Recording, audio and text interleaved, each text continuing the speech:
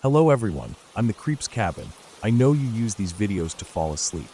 So before that, like the video and subscribe to the channel. Also, where are you from and what time are you watching? Now get comfortable and relax.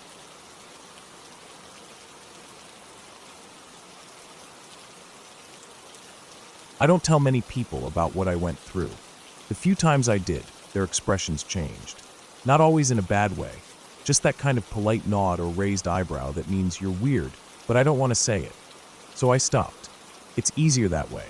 Most people are good at hiding how uncomfortable they are, but I can always tell. It started when I was a kid. I can't say exactly when, but it was early enough that I thought it was normal. Like how some people fall asleep to the hum of a fan or the ticking of a clock. I fell asleep to angry faces. That sounds strange, but when something's part of your life from the beginning, you don't question it. I'd close my eyes and see these faces float toward me. Men, women, animals, even cartoon characters I recognized from TV. Their expressions weren't just mad, they were furious. Pure rage, boring holes into me. I never felt like they were going to hurt me, though. They didn't reach me. They just came close, then faded off to the side. Always in two rows, like they were parting to let something through. At first, it was unsettling. Sometimes I'd jerk my eyes open, heart racing. But after a while, I started associating them with something else. Something better. Because every time I saw those faces, I'd fall asleep and dream about a place that felt more like home than my real life ever did. I won't go into detail about the dream world. I don't want to mess with it. It was special, familiar. It felt like somewhere I'd grown up, like I had memories there that went deeper than dreams. It had streets I could navigate without thinking, places I knew by smell and sound, faces I trusted, faces I liked seeing. That place made the angry faces worth it. I'd even try to bring them on, squeezing my eyes shut and hoping they'd come. I made the mistake of telling a few people about it once. Just some friends who liked weird stories. I didn't think anything of it at the time, just casual stuff. I keep having dreams about this place that doesn't exist kind of talk. They laughed. One of them asked if I was trying to write a book. I wasn't. I just missed the place. I hadn't been there in a while and hoped that talking about it might trigger something. I didn't expect what happened next. That night, the angry faces came back. I was thrilled. It had been months since I'd seen them, and I lay in bed practically grinning, ready to be taken back. I fell asleep fast, and when I opened my eyes, I was there. Everything looked the same at first. The familiar buildings, the soft light, the smell in the air. But something was different. People were watching me. Not in the way friends do, but in the way strangers do when they're suspicious. Their expressions were wrong. Cold, tight jaws, narrowed eyes. Angry. And not just random people. People I remembered from before. People I liked. People who used to smile at me. I don't know what I did wrong. I remember walking into a room. I knew that room. I had been there before. There was a red chair in the corner and a narrow window. A man I used to think of like an uncle was sitting there. He looked up at me with that same angry face I used to see before sleep. Then he raised a gun and shot me. I didn't wake up in my bed. I woke up in the dream. Different room. Same cold light. My chest ached where the bullet had gone in, but I was standing. I remember thinking I'd survived. I was confused but relieved, until someone else found me. A woman with braided hair, someone who used to sell fruit in the dream's market, stared at me from across the room. Her eyes were full of hate. She shot me too. I came to again. Not in real life. Still dreaming. That time it was a library. I had never been in that room before, but I knew it belonged to the dream. The windows were dusty. There was a fireplace. I turned slowly, scared to see who was next. It was a little boy I used to play with in that world. His face was warped by anger, and he didn't hesitate. Third shot. This time, I didn't wake up. Not in the dream. Not in bed. It all just went black. After that night, the angry faces stopped visiting me before sleep. The dream world was gone. I'd close my eyes and see nothing but the insides of my eyelids. I tried everything, sleeping in different positions, staying up late, meditation, even drinking myself to sleep. Nothing worked. The angry faces were gone. The dream world was gone. It felt like I had been exiled, cut off from a second life I once had. Years passed. I tried to forget it. Moved on. Got a job. Moved to the city. Worked my way into a position at a hotel downtown. It wasn't glamorous, but it paid well enough. I sold my car last winter. Parking was too expensive, and I wasn't driving much anyway. I started taking the train or the bus. More people, more noise, more time to think. That was both a good and bad thing. About 2 years ago, something strange happened. I had a dream. Not the dream, just a regular one. I was walking through a dusty marketplace, old stone stalls and faded cloth awnings. Could have been anywhere. India, Morocco, somewhere like that. There was a well in the center of the square. A woman was leaning over it, wearing a large-brimmed purple hat. I felt a strange pull toward her. She looked up and locked eyes with me. Her face changed. It was the face. That old angry face I hadn't seen in years. Pure hatred. Right in my direction. My heart jumped. Not with fear, not entirely. With something else, recognition. I woke up gasping, sweating. I lay in bed for hours, just staring at the ceiling, trying to hold on to that moment. That face. I didn't expect anything to come from it. Just a strange, isolated dream. But 6 months later, I saw her again. Not in a dream. On the street. It was cold, middle of winter. I was walking to the train station after a late shift. People were moving fast, bundled up in heavy coats. That's when I saw her. Standing across the street, same purple hat. I froze. Her eyes were on me. No doubt. It was her. That same face, filled with fury. I blinked. She was gone. I tried to tell myself I imagined it. I was tired. My mind was playing tricks. But it didn't stop there. Over the next few months, I started seeing more of them. Always briefly. Always in passing. People I remembered from the dream world. Their faces twisted in that same seething rage. Sometimes they'd be standing still in the middle of a crowd. Sometimes walking the other way. I'd catch a glimpse and turn to follow, but they were gone. Once I saw a man sitting in the train across from me. I recognized him. He used to run the bakery in the dream world. His arms were crossed, and he was staring at me like I'd betrayed him. I blinked, and he was gone. I looked around, panicked, thinking maybe he'd moved down the car, but nobody had. I'd watched him vanish. I started writing them down. Names, faces, where I saw them, what they were doing. The list kept growing. It's at 13 now. 13 people from a place that doesn't exist, spotted in the real world. Always angry. Always watching me. I don't know what they want. At first, I was scared. I thought maybe they were coming for me. That they'd finish what they started in that dream. But they never approach. Never speak. Just stare. Then disappear. After a while, the fear turned into something else. Curiosity. Hope, maybe. I started riding the train more often. Walking different routes home. Going out of my way to be in crowded places. Watching faces.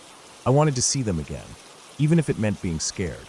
Because if they're here, if they're really crossing over into this world, maybe that dream place isn't dead after all. Maybe it's leaking. Maybe I'm not exiled anymore. Maybe I'm being watched, judged, prepared. I don't know. But something is happening. Last week, I stayed up all night, staring at the ceiling. No faces came. I closed my eyes for hours, hoping to see just one of them again. Nothing. Just dark. Then yesterday, I was walking to work. Same route, nothing special. A man stepped out of an alley. Just a second. He looked right at me. It was the boy who shot me last. He wasn't a child anymore. Older. Tayyip. His face was different, older, but the same anger burned behind his eyes. I froze. He raised a hand, not a gun, just his hand, and pointed at me. Then he turned and walked away. I didn't follow. I walked to work in a daze, shaking. Spent the day moving like I was underwater. Everyone I passed looked like a threat, like maybe they were next. But none of them were. Not yet. Something is coming. I can feel it. I've seen 13 of them. Maybe more are waiting. Maybe they're trying to decide if I belong there again, or if I've broken some unspoken rule. Either way, I think the line between that world and this one is starting to thin. Maybe I'm not imagining it. Maybe they've found a way through. Or maybe I'm losing my mind. I don't know. But tonight, I'll lie down again. I'll close my eyes and try to remember the angry faces. I'll try to bring them back. Because even if it kills me, I want to go back. I need to know if it's still real. And if they're really here, then I think it always was.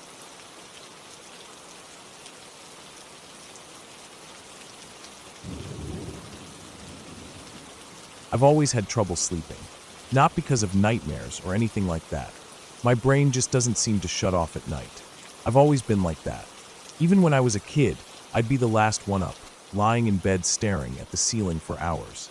Over the years, I developed a routine that helped me deal with it. Sometimes I'd read until my eyes burned. Other nights I'd just wander through the house quietly, maybe grab a snack, maybe stand at the window for a while, just watching the dark fields around our property. And when the moon was bright, I'd sometimes step outside and walk the pasture barefoot, letting the cold grass cool my feet and clear my mind. I grew up in a rural part of East Texas, way out where you could drive for miles without seeing another porch light. My family owned a small farm, mostly for our own use, some goats, a few cows, a couple dozen chickens, and a grumpy old donkey that didn't really do anything except scare off stray dogs and bite strangers if they got too close. We had a big barn that held most of the animals at night, and an attached tool shed where my dad kept all his gear locked up. Our house sat about 25 yards from the barn, with a clear dirt path leading out to it. Beyond the barn, the pasture stretched out in uneven patches before finally giving way to the woods.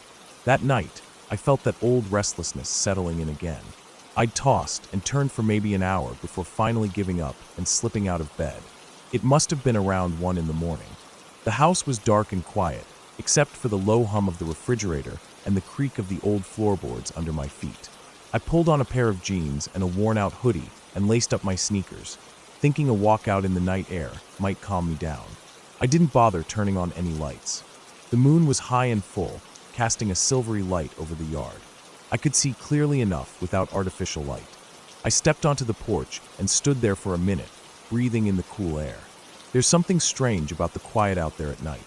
It's not silent, not exactly. You can hear crickets, frogs, the occasional distant coyote, but it's a kind of silence that feels deep, heavy, like the world is holding its breath. I was about to step off the porch when I noticed something move near the barn.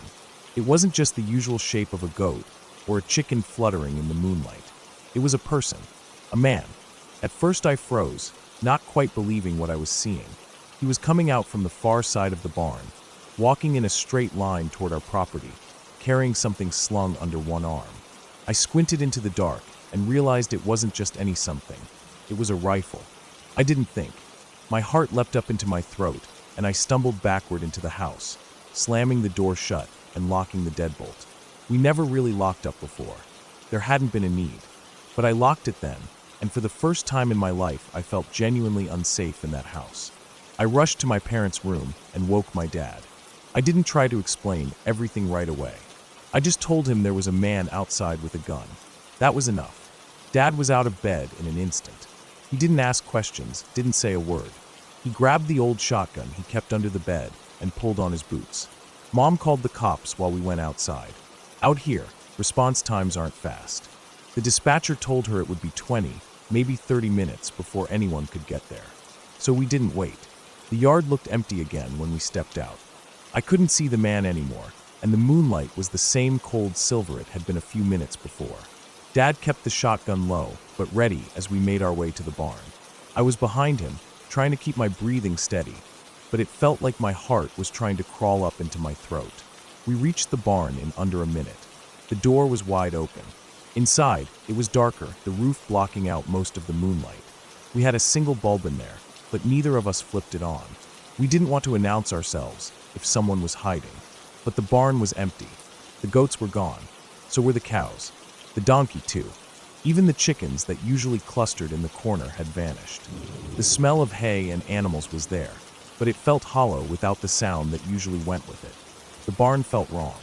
We moved through it slowly, checking behind feed bins and equipment. Nothing. Dad tried the tool shed door and found the frame cracked and splintered around the lock. Someone had tried to pry it open with something heavy, maybe a crowbar, but they hadn't gotten in. We stood in silence for a while listening. The only thing I could hear was the faint rustling of wind through the grass outside. Eventually, Dad muttered that we'd wait for the cops out here. He had a small fridge in the barn, padlocked shut, where he kept cold drinks for when he was working. He unlocked it and handed me a beer. It felt weird, drinking with him in that moment, but I didn't argue. We leaned against the chicken coop and drank, eyes scanning the field. We stayed like that for maybe 15 minutes before the police finally arrived. The cops did a thorough search. They found footprints. Someone had definitely been here, but there was no sign of the intruder anymore. They saw the cracked shed door, took notes, and said they'd patrol the area for the next couple nights. Not that it mattered. Whoever that guy was, he was long gone. We stood with the officers while they looked around. Once they left, Dad and I finished our beers, dumped the bottles into an old feed bucket, and headed back to the house. It was after 3 when I finally crawled into bed. I didn't sleep well. Every creak and groan of the house made me jump. The next morning, the sky was bright and blue, like nothing had ever happened. My mom made coffee and breakfast while Dad and I pulled on our boots and headed back out to check the animals. Most of them had wandered to the far end of the pasture during the night, spooked by something. We found them easily enough and herded them back. The donkey came last, grumbling the whole way like he'd been personally offended. Then we went to check the coop. We weren't really expecting anything. Honestly, I'd forgotten all about it. The coop had a latch on the outside, and usually we'd open it in the morning, collect the eggs, and let the hens out to peck around the yard. When I pulled the latch and swung open the door, the smell hit me immediately. Blood, feathers, death. It wasn't just one chicken. It was all of them. They were scattered across the straw-covered floor like torn rags. Some had their necks twisted, others had been bashed against the wood walls. A few were missing their heads entirely. The inside of the coop looked like a war zone. We just stood there for a long time, not saying anything. It was obvious what had happened. Whoever that man was, he'd been hiding in there while we were out searching the barn. While we leaned against the wall drinking our beers, while the cops walked around with their flashlights, while we felt the slightest bit of relief, he was inside the coop, killing the chickens one by one, silently, probably holding their beaks shut so they wouldn't make noise. He was right there, just a few inches away from us, on the other side of that wall. We never heard a thing.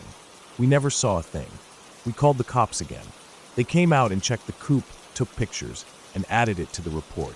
They guessed the guy had slipped out while we were distracted. Maybe while we were talking to the officers. Maybe while we were walking the pasture. Who knows? There were footprints leading away from the coop into the woods. After that, nothing. He was gone. We fixed the latch and buried the chickens in a shallow pit out past the fence line. The coop stayed empty for a long time after that. Months, maybe. My mom eventually bought new chicks and raised them in a pen closer to the house. She said she couldn't bring herself to walk out to the barn alone anymore. I didn't blame her. I stopped walking the pasture at night. I still don't sleep much. That hasn't changed. But I stay inside now. I keep the doors locked. I keep a light on in my room. And I don't look out the windows after midnight. I don't want to see something I can't unsee. Because that night taught me something. Real fear doesn't come from the dark. It comes from what might be standing quietly inside it. Watching, waiting, holding its breath while you lean against the wall, thinking the worst is over. Real fear is knowing how close he was. How we were separated by just a thin layer of wood and wire. How we were laughing, drinking, while he crouched there in the dark, methodically breaking the necks of our chickens. Real fear is knowing that we never saw his face, never heard his voice, and never found out what he wanted. And that maybe, just maybe, he didn't want anything at all.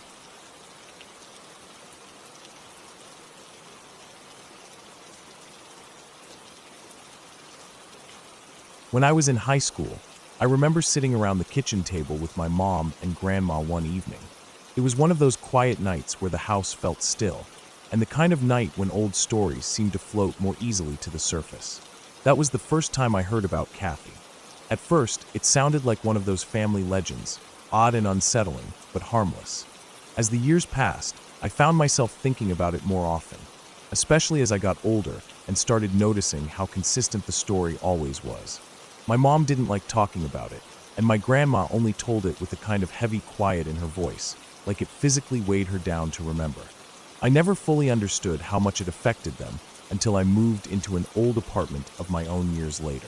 That's when I started to see it not as some dramatic, creepy story told over a kitchen table, but as something deeply unsettling because it had actually happened to them, because it was real.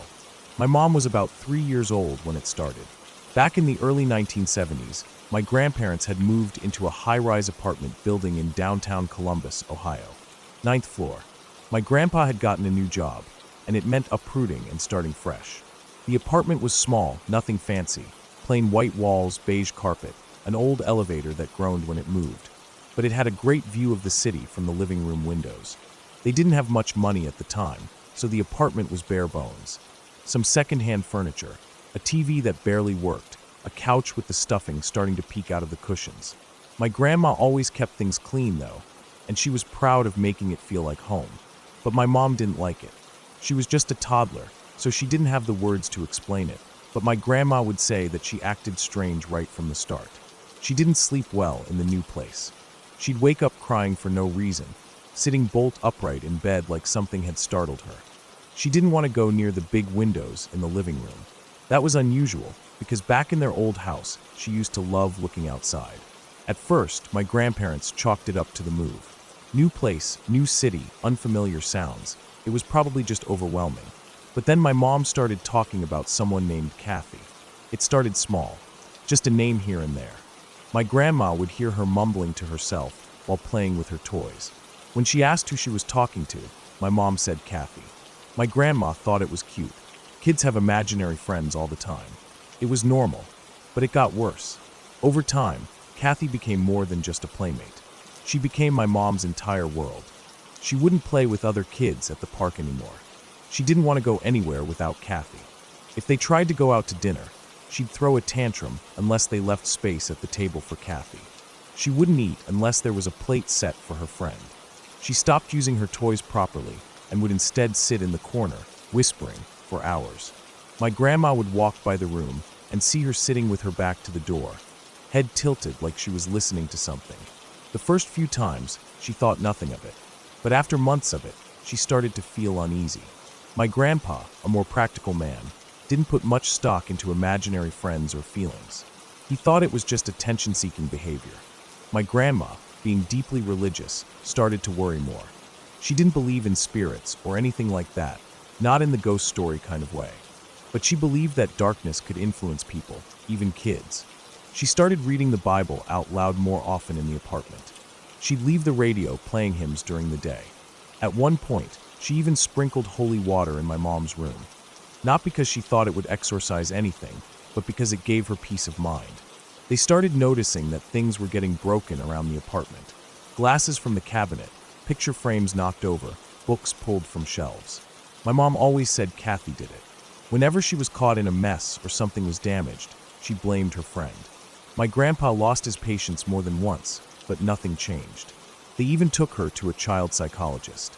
The doctor told them what they expected to hear, that it was common for kids to develop imaginary friends, especially when they felt lonely or isolated.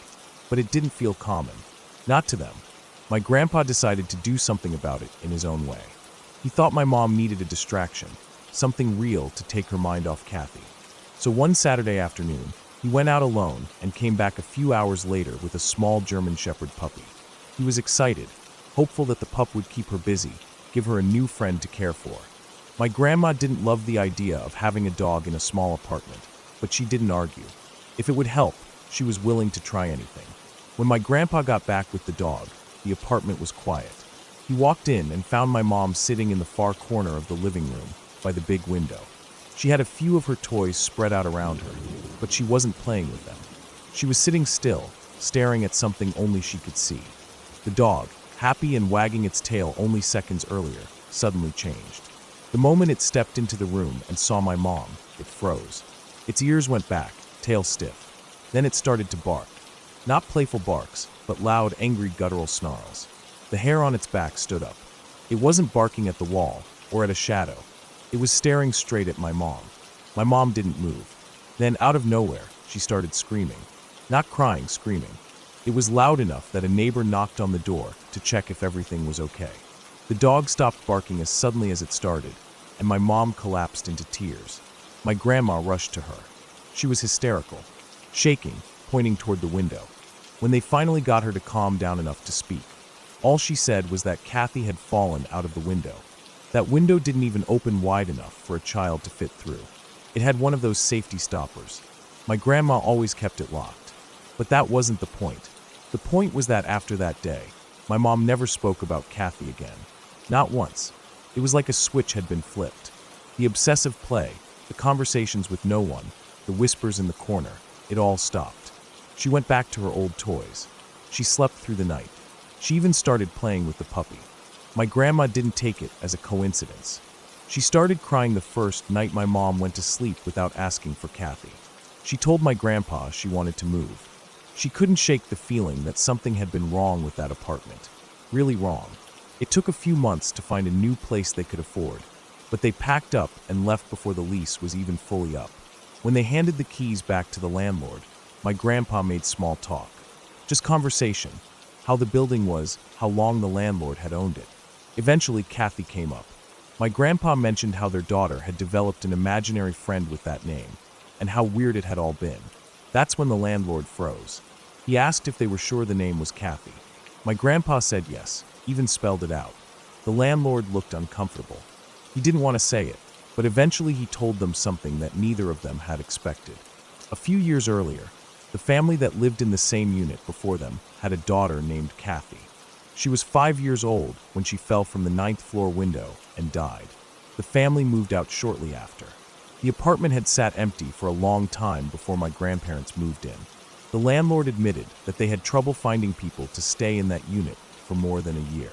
He didn't go into details, just said that people always ended up leaving. My grandma never recovered from that information. She took it as a sign that something had been wrong from the start. She started going to church twice as often, and for years, she refused to let anyone in the family talk about it. She said some things were better left alone. As for my mom, she doesn't remember much of it now. Or maybe she does and just chooses not to. She shrugs it off when I ask. Says she was too young, that it was probably all in her head. But sometimes I catch her staring out the window in my house, like she's not really looking outside, like she's remembering something. She doesn't say anything when she does that. Just watches quietly, then changes the subject. I don't know what really happened. Maybe Kathy was just a creation of a lonely little girl's mind. Maybe something happened in that apartment that none of us can explain. Maybe the mind of a child can pick up on things that adults have long forgotten how to sense. But I believe the story. I believe my grandma. I believe my mom's screams that day weren't pretend. And I believe that something, for whatever reason, ended when Kathy fell out of the window. And sometimes, when I'm sitting alone at night, I think about how children sometimes see things we can't. I think about the way the dog barked, the way my mom screamed, and the way it all just stopped. Not faded, not slowed, just stopped. I don't think Kathy was ever imaginary, but I don't think she was a ghost either. I think she was a memory, a moment trapped in a place where it didn't belong anymore. A leftover impression of something terrible that happened in a quiet corner of a high-rise apartment where no one could hear a child cry for help. And I think my mom, for just a little while, was the only one who noticed.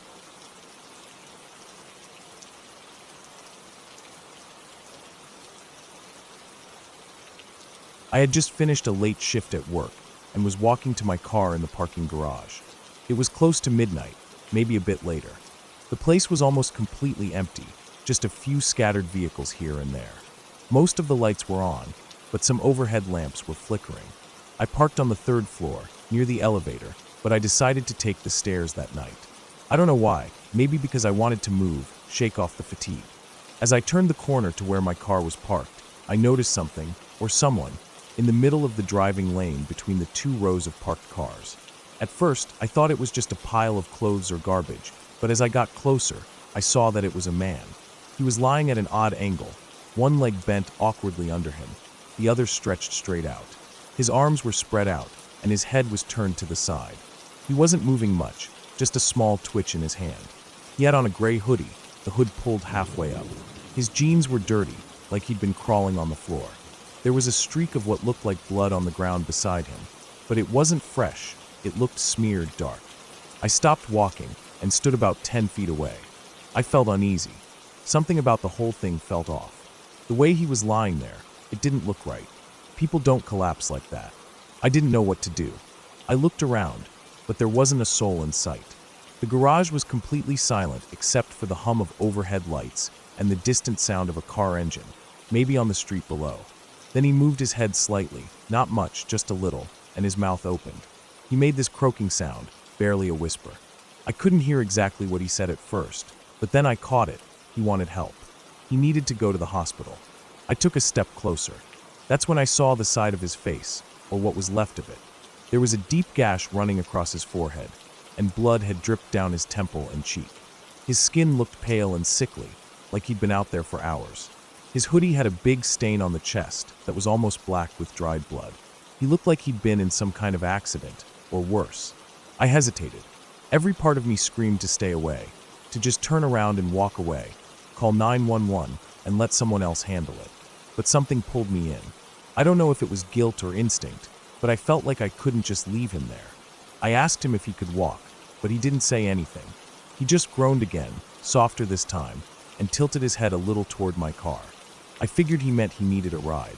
I unlocked the doors with the key fob and walked toward the back of my car. I popped the trunk and turned back to him. I offered to put his bag in there for him. He didn't answer. He just stood up slowly, way too slowly. I expected him to stagger or limp, but he didn't.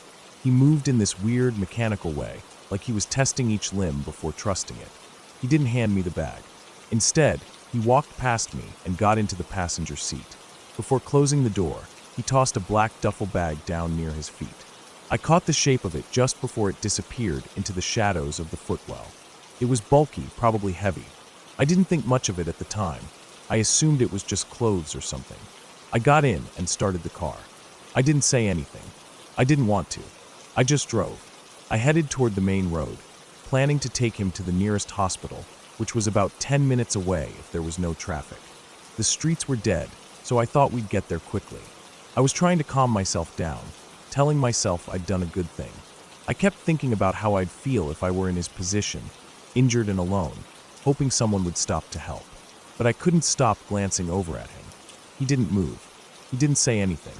He just sat there, hunched forward slightly, hands on his knees, staring out the windshield. I couldn't even hear him breathing. About 5 minutes into the drive, I looked over again, and my stomach turned. The blood on his face, it didn't look right. It wasn't dried anymore. It looked like it was coming off. Not dripping, but peeling. His skin looked wrong. The red on his cheek was curling up at the edges like old paint. I squinted, trying to make sense of it. Then I saw something slide down his jaw. A flap of the wound just rolled off and dropped onto his hoodie. It wasn't a wound. It was makeup. Or a mask. Some kind of fake injury. Everything in me locked up. My chest tightened, and my hands felt cold on the steering wheel. I realized I had no idea who this man was. I had let a stranger into my car based on a lie. I looked at the bag again, down by his feet. It was closed, but bulging. I couldn't stop staring at it. My mind started racing, coming up with possibilities I didn't want to think about. I had to do something. I didn't want to alert him. If he realized I was onto him, who knows what he'd do. I kept my eyes on the road and tried to steady my breathing. I told myself I needed a plan. I couldn't just keep driving with him next to me. I slowed the car gradually, as if I'd noticed something wrong with the way it was driving. I made a soft turn and pulled over near a stretch of empty road under a flickering streetlight. I told him I thought something was wrong with the back tire. I said I was going to stop and check. I hoped he'd get out too, just to look. And he did. Slowly, he opened the door and stepped out. I could feel my heart pounding in my neck. The moment he closed the door, I jammed my foot down on the gas. The car jerked forward hard, and the tires squealed. I didn't look back. I didn't care where he was standing. I just drove. I took every red light. My hands were shaking so badly, I could barely grip the wheel. I kept expecting him to appear in the rearview mirror, sprinting after the car like something out of a nightmare, but there was no one. Just empty road behind me. I drove straight to the nearest police station, parked crooked right in front, and ran inside. I told the officer everything, where I'd picked him up, what he looked like, what had happened in the car. I begged them to look in the vehicle, especially the bag. They came out with me and opened the passenger door. The bag was still there. One officer pulled on gloves and unzipped it carefully. Inside was a butcher's knife, long, thick, and clean. Next to it, folded up tightly, was a large black garbage bag. It looked unused. There was also a pair of latex gloves and what looked like rolls of duct tape. Nothing else. The officers exchanged glances, but didn't say anything to me right away. One of them asked me again where I picked him up. They took a full statement, recorded everything. They dusted the door and dashboard for prints. They checked for any security camera footage from the parking garage or anywhere along the route I took. They never found him. No matches to any known suspects. No recent assaults or reported injuries. He was never caught. For weeks afterward, I checked the news obsessively, hoping there'd be some update, some clue. There never was. What scares me more than anything is the possibility that he's still out there, somewhere. That he tried the same thing again with someone else. Maybe this time they didn't notice the peeling blood. Maybe they didn't stop the car. Maybe they didn't get away. It haunts me, the way he sat there in silence, how calm he was. Like he'd done it before. Like he wasn't nervous at all. I don't pick up strangers anymore. I don't even stop for people with flat tires on the side of the road. I don't care how desperate they look. I lock my doors the second I get in. I keep my phone on my lap. And I never, ever let my guard down in empty places at night. That night changed everything. Because for a few minutes, I was in a car alone with someone who had planned something terrible. And the only reason I'm here to write this is because I noticed the blood peeling off his face. Because something fell off. I listened to that feeling, and it saved my life.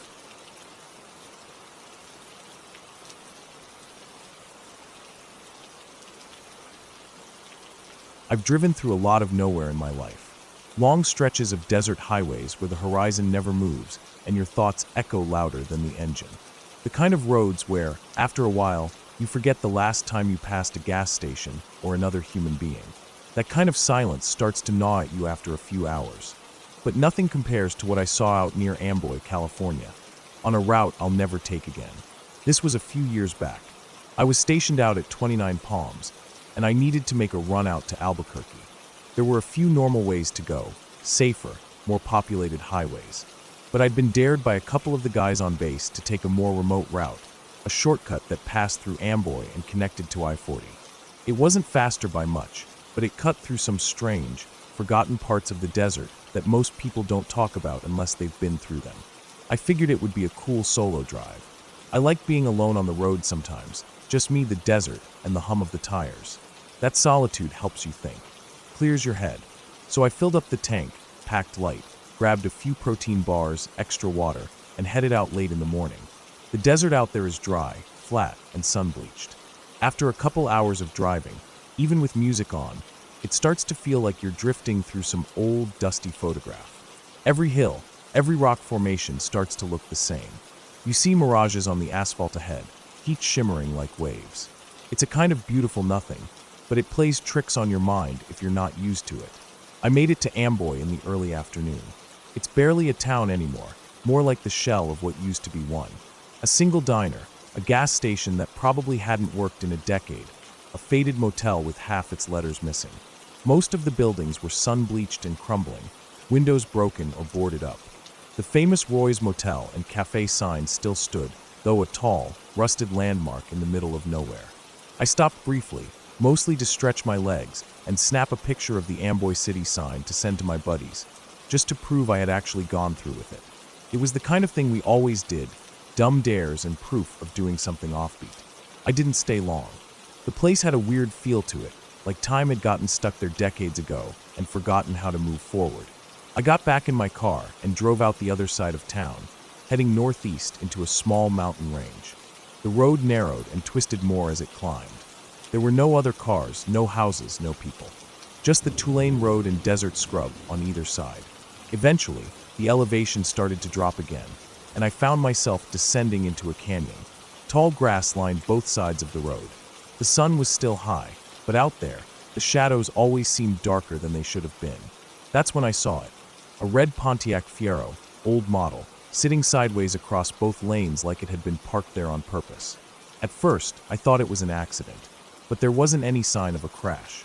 No skid marks, no damage, just the car, perfectly positioned to block the entire road. A suitcase lay open near it, clothes spilling out like they'd been tossed or scattered in a rush. Then I saw the bodies. Two of them, a man and a woman, face down in the road, one on each side of the car. Not moving. I brought my car to a slow stop about 100 feet back. I didn't pull up close. Something about it didn't sit right. I've seen car wrecks. I've seen what bodies look like when things go wrong. This didn't look like that. It looked staged. Too clean. Too symmetrical. Almost like someone had laid it all out deliberately. The air inside my car felt tight, heavy. I could hear my own breathing. The engine idled quietly beneath me. I didn't turn it off. My gut was tying itself in knots. I've always trusted that feeling. It saved my life more than once. I was a Marine. Still am at heart. We're trained to look at a scene and recognize threats. to spot things that don't belong. My eyes scanned the road, then the tall grass on either side. That grass was high enough to conceal someone lying down, or crouching. The silence around me was unnatural. I reached under my seat and pulled out my 9mm, chambered around. I wasn't planning to shoot anyone, but I also wasn't planning to be unarmed if something was about to go down. I kept staring at the scene ahead. The way the car was angled, the way the bodies were spaced, it was too much like a trap. If I got out and walked up, I'd be exposed. Out in the open. No cover. No exit. I didn't move. I sat there for what felt like a full minute, just looking, listening. The wind rustled the grass, but nothing else moved. Then I made a decision. There was just enough room on the left side of the man's body to ease my car through. I could swerve slightly right after that and go around the woman, then cut behind the car and get back on the road. It was going to be tight, but I could do it without hitting anything or anyone. I dropped the car into first and pressed the gas. My foot was shaking, but I kept it steady. As I got closer, my heart pounded harder. I passed the man first. He didn't move. His skin looked real. His arms were sprawled like he'd fallen hard. The woman was next. Same thing, face down, unmoving. Then I slipped behind the Fiero. No movement. I exhaled, kept driving. My eyes flicked to the mirror. And that's when everything twisted. Both bodies were moving. Not in pain, not struggling. They were getting up, onto their knees, like they'd been lying in wait. And then, from both sides of the road, people started rising from the tall grass. Dozens of them.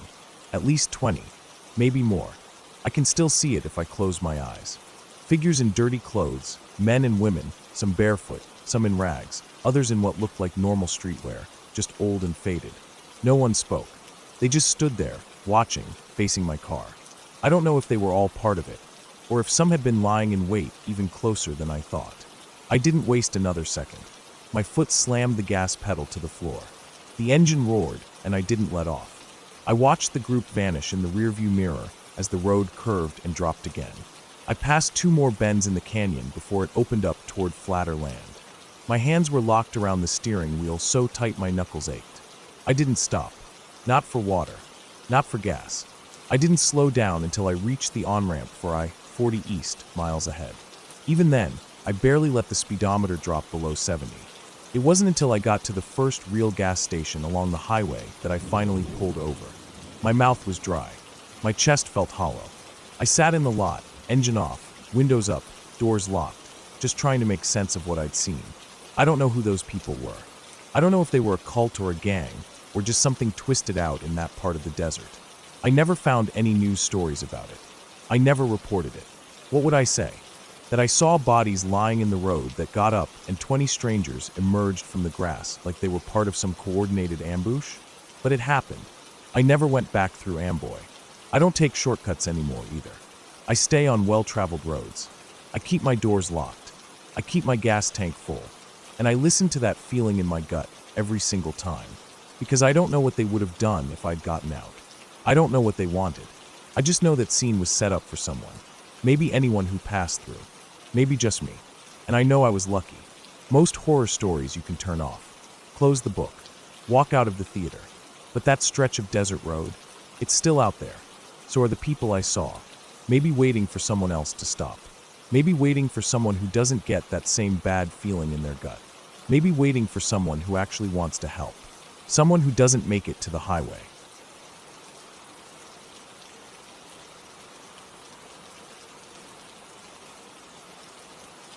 When I was about 10 years old, something happened that I've never fully been able to explain.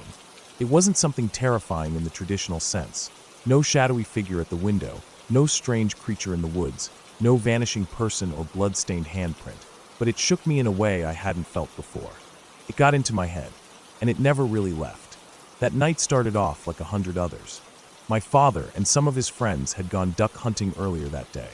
They left just after sunrise, bundled up in thick coats and rubber boots, shotguns strapped over their shoulders, coffee thermoses in hand.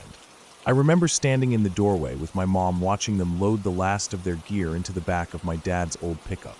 It was cold out, and even though the sun was barely over the trees, I could see their breath hang in the air. "Be back late," my father had said, not looking back as he shut the tailgate. My mom nodded, not saying much, and waved as they drove off down the gravel road, tires crunching through small patches of frost. Most of the day after that was quiet. My mom puttered around the kitchen, doing dishes, folding laundry, and occasionally reminding me to put away the toys I kept leaving out. I played with my plastic army men on the carpet for a while, making little forts out of building blocks, pretending they were under attack. I'd get so lost in those made-up battles that hours would pass without me noticing. Eventually, we ate a simple dinner, macaroni and leftover ham, and by 9:30, my mom told me it was time to start getting ready for bed. I argued a little, like always, but I wasn't too upset. I was tired, and the house felt colder than usual that evening. I brushed my teeth, pulled on some old flannel pajamas, and climbed into bed. My room was small, with a twin mattress pushed against one wall and a narrow window over the headboard. Through the glass, I could see the edge of the woods behind our property. They looked black and still under the moonlight, like a wall of shadows pressed up against the backyard. I curled up under the blanket and closed my eyes. I must have fallen asleep quickly, because the next thing I remember was waking up to the sound of the front door opening. It was loud enough that I sat up a little in bed, still groggy and confused.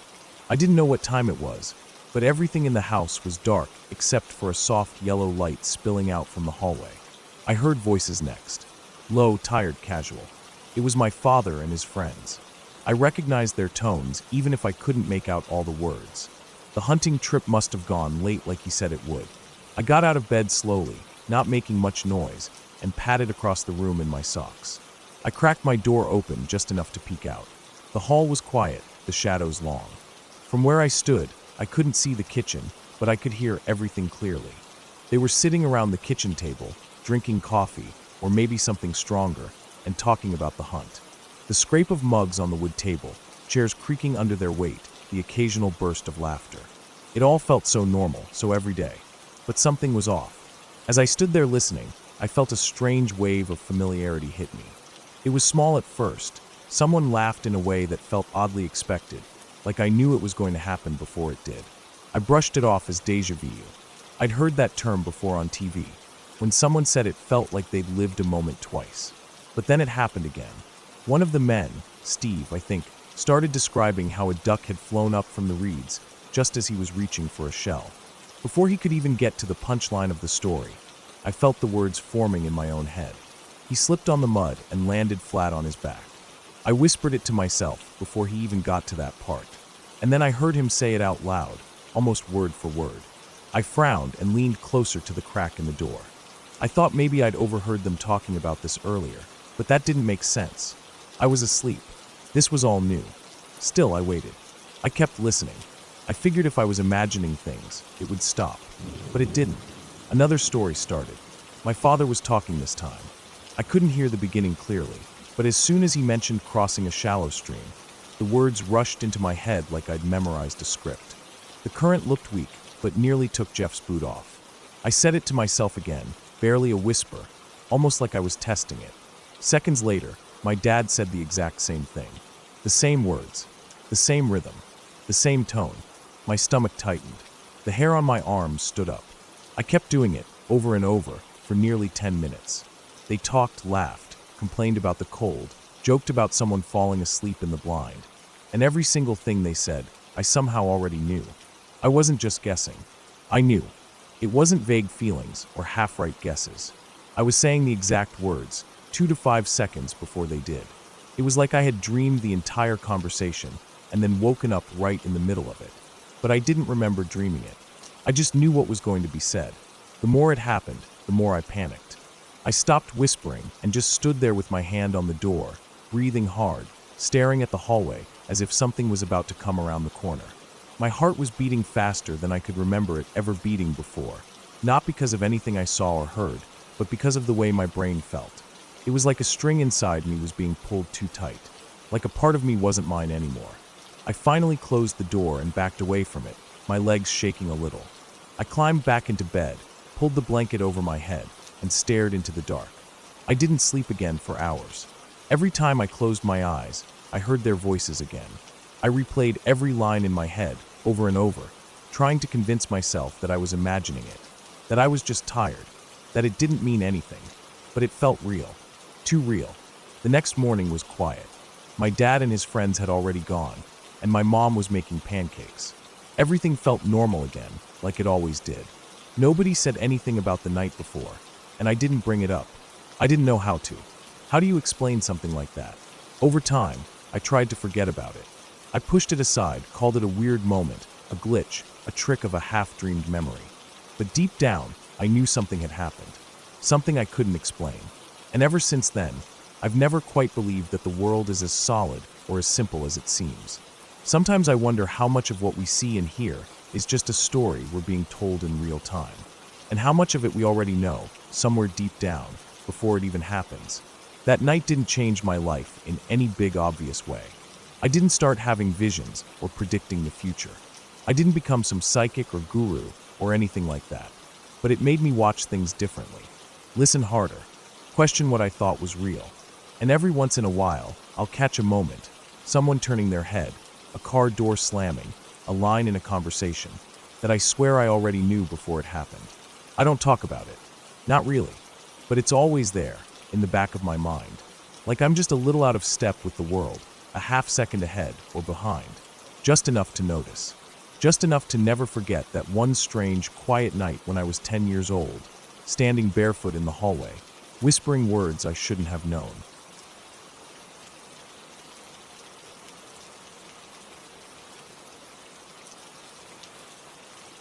The rain had been coming down for a while before we left the driveway, but none of us expected it to turn into what it did. I remember looking out the front window of the house before we got into the car, watching fat drops slam against the ground, bouncing off the gravel in the driveway like tiny explosions. The sky had gone that strange, thick gray that feels like dusk, even when it's the middle of the day. My dad said we needed to go to town, just a quick trip, and my brother and I went along without thinking much of it. We'd done this drive 100 times, down the old back road near our house, through the stretch of trees and hills that curved and dipped for miles before finally meeting the main road. I sat in the front passenger seat, watching the windshield wipers work overtime. They slapped back and forth across the glass, struggling to keep up with the rain. My younger brother was in the back seat behind me, messing around with his hoodie drawstrings, half asleep and not paying much attention. My dad leaned forward a little more than usual over the wheel, trying to see through the rain. The storm wasn't just rain anymore. It was coming down so hard it sounded like someone was dumping buckets on top of the car. The hail started not long after we got moving, and it hit with hard little taps against the roof and hood like tiny stones. I kept my eyes forward, trying to help my dad spot anything that might come up too fast on the road. The rain made everything harder to see. Tree branches that had fallen into the road, deep puddles that blended into the asphalt until you were already in them. I noticed how flooded the sides of the road were getting. Water was rushing down the ditches, brown and fast, carrying leaves and broken sticks along with it. We weren't even 10 minutes down the road when I saw something up ahead. There was a person walking. At first, it didn't really register. I just saw a shape through the heavy curtain of rain.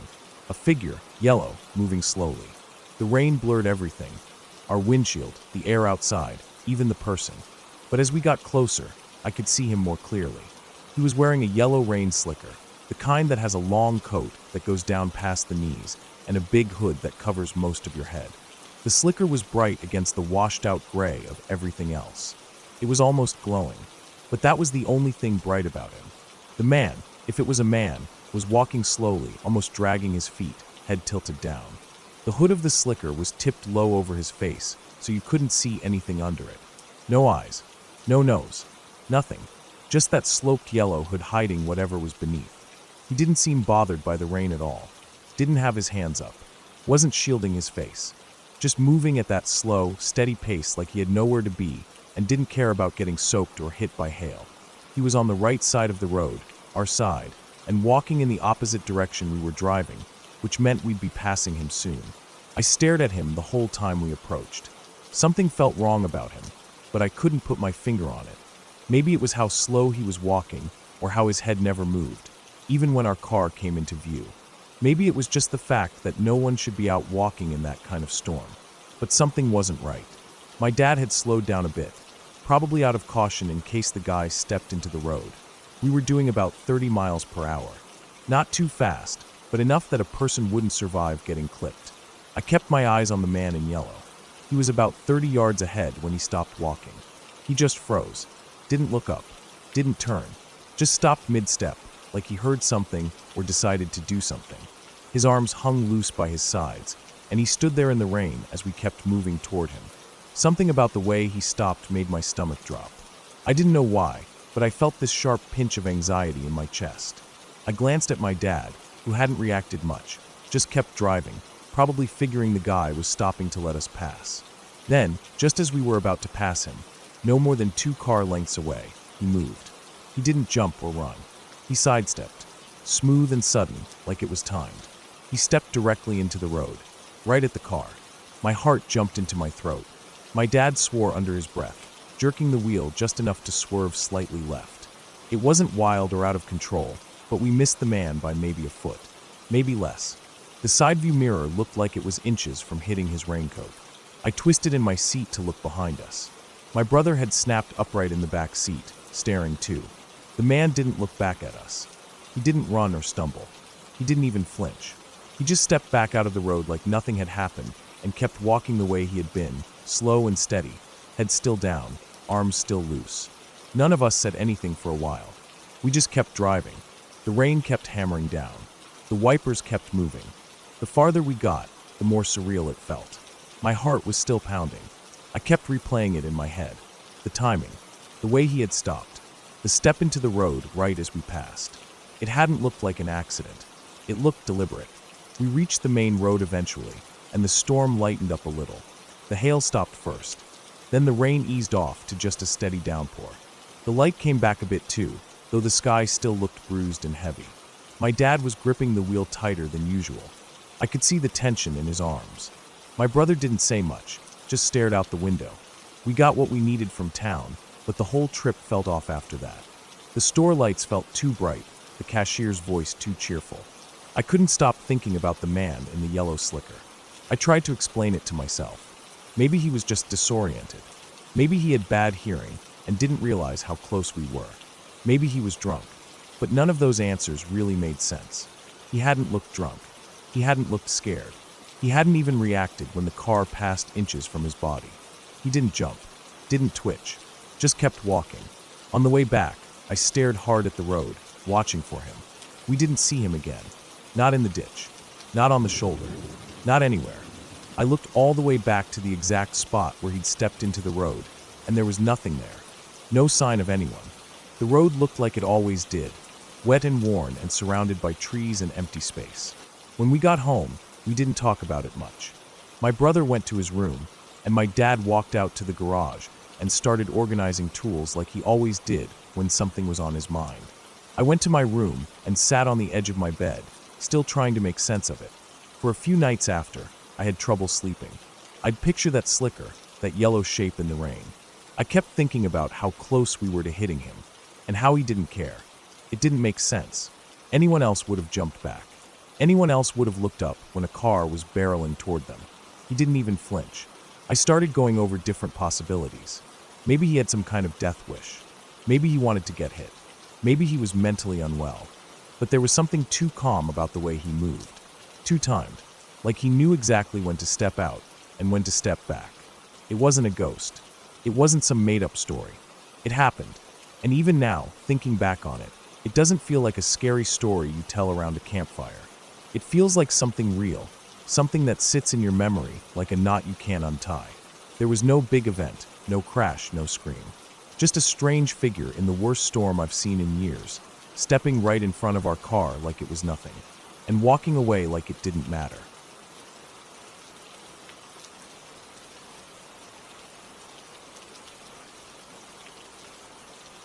When I was a kid, school holidays always meant one thing: time at my uncle's lodge. It was this old wooden place built on a huge stretch of land.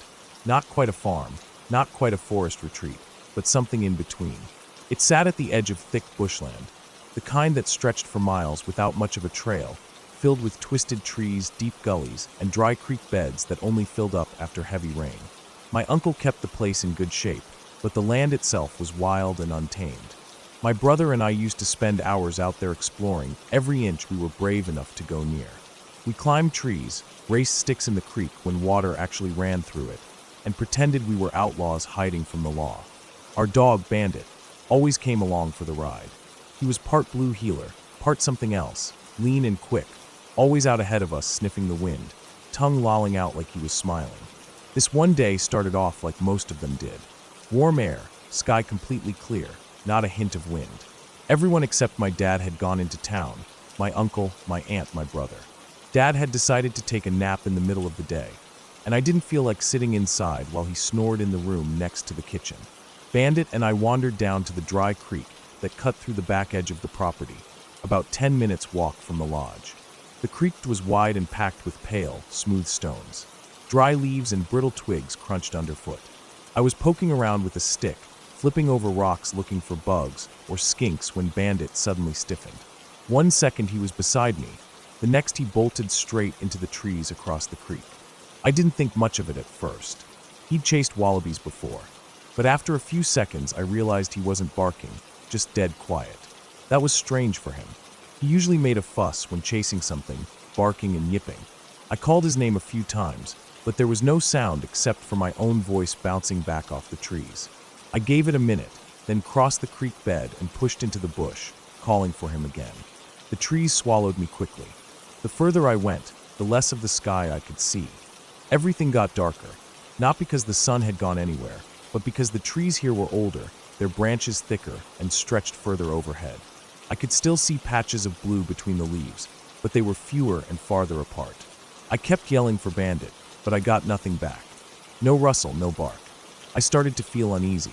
Not scared yet, but that creeping itch of discomfort you get when something just feels wrong.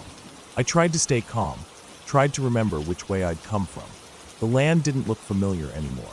Every direction looked like the same mess of scrub and trees and dry earth.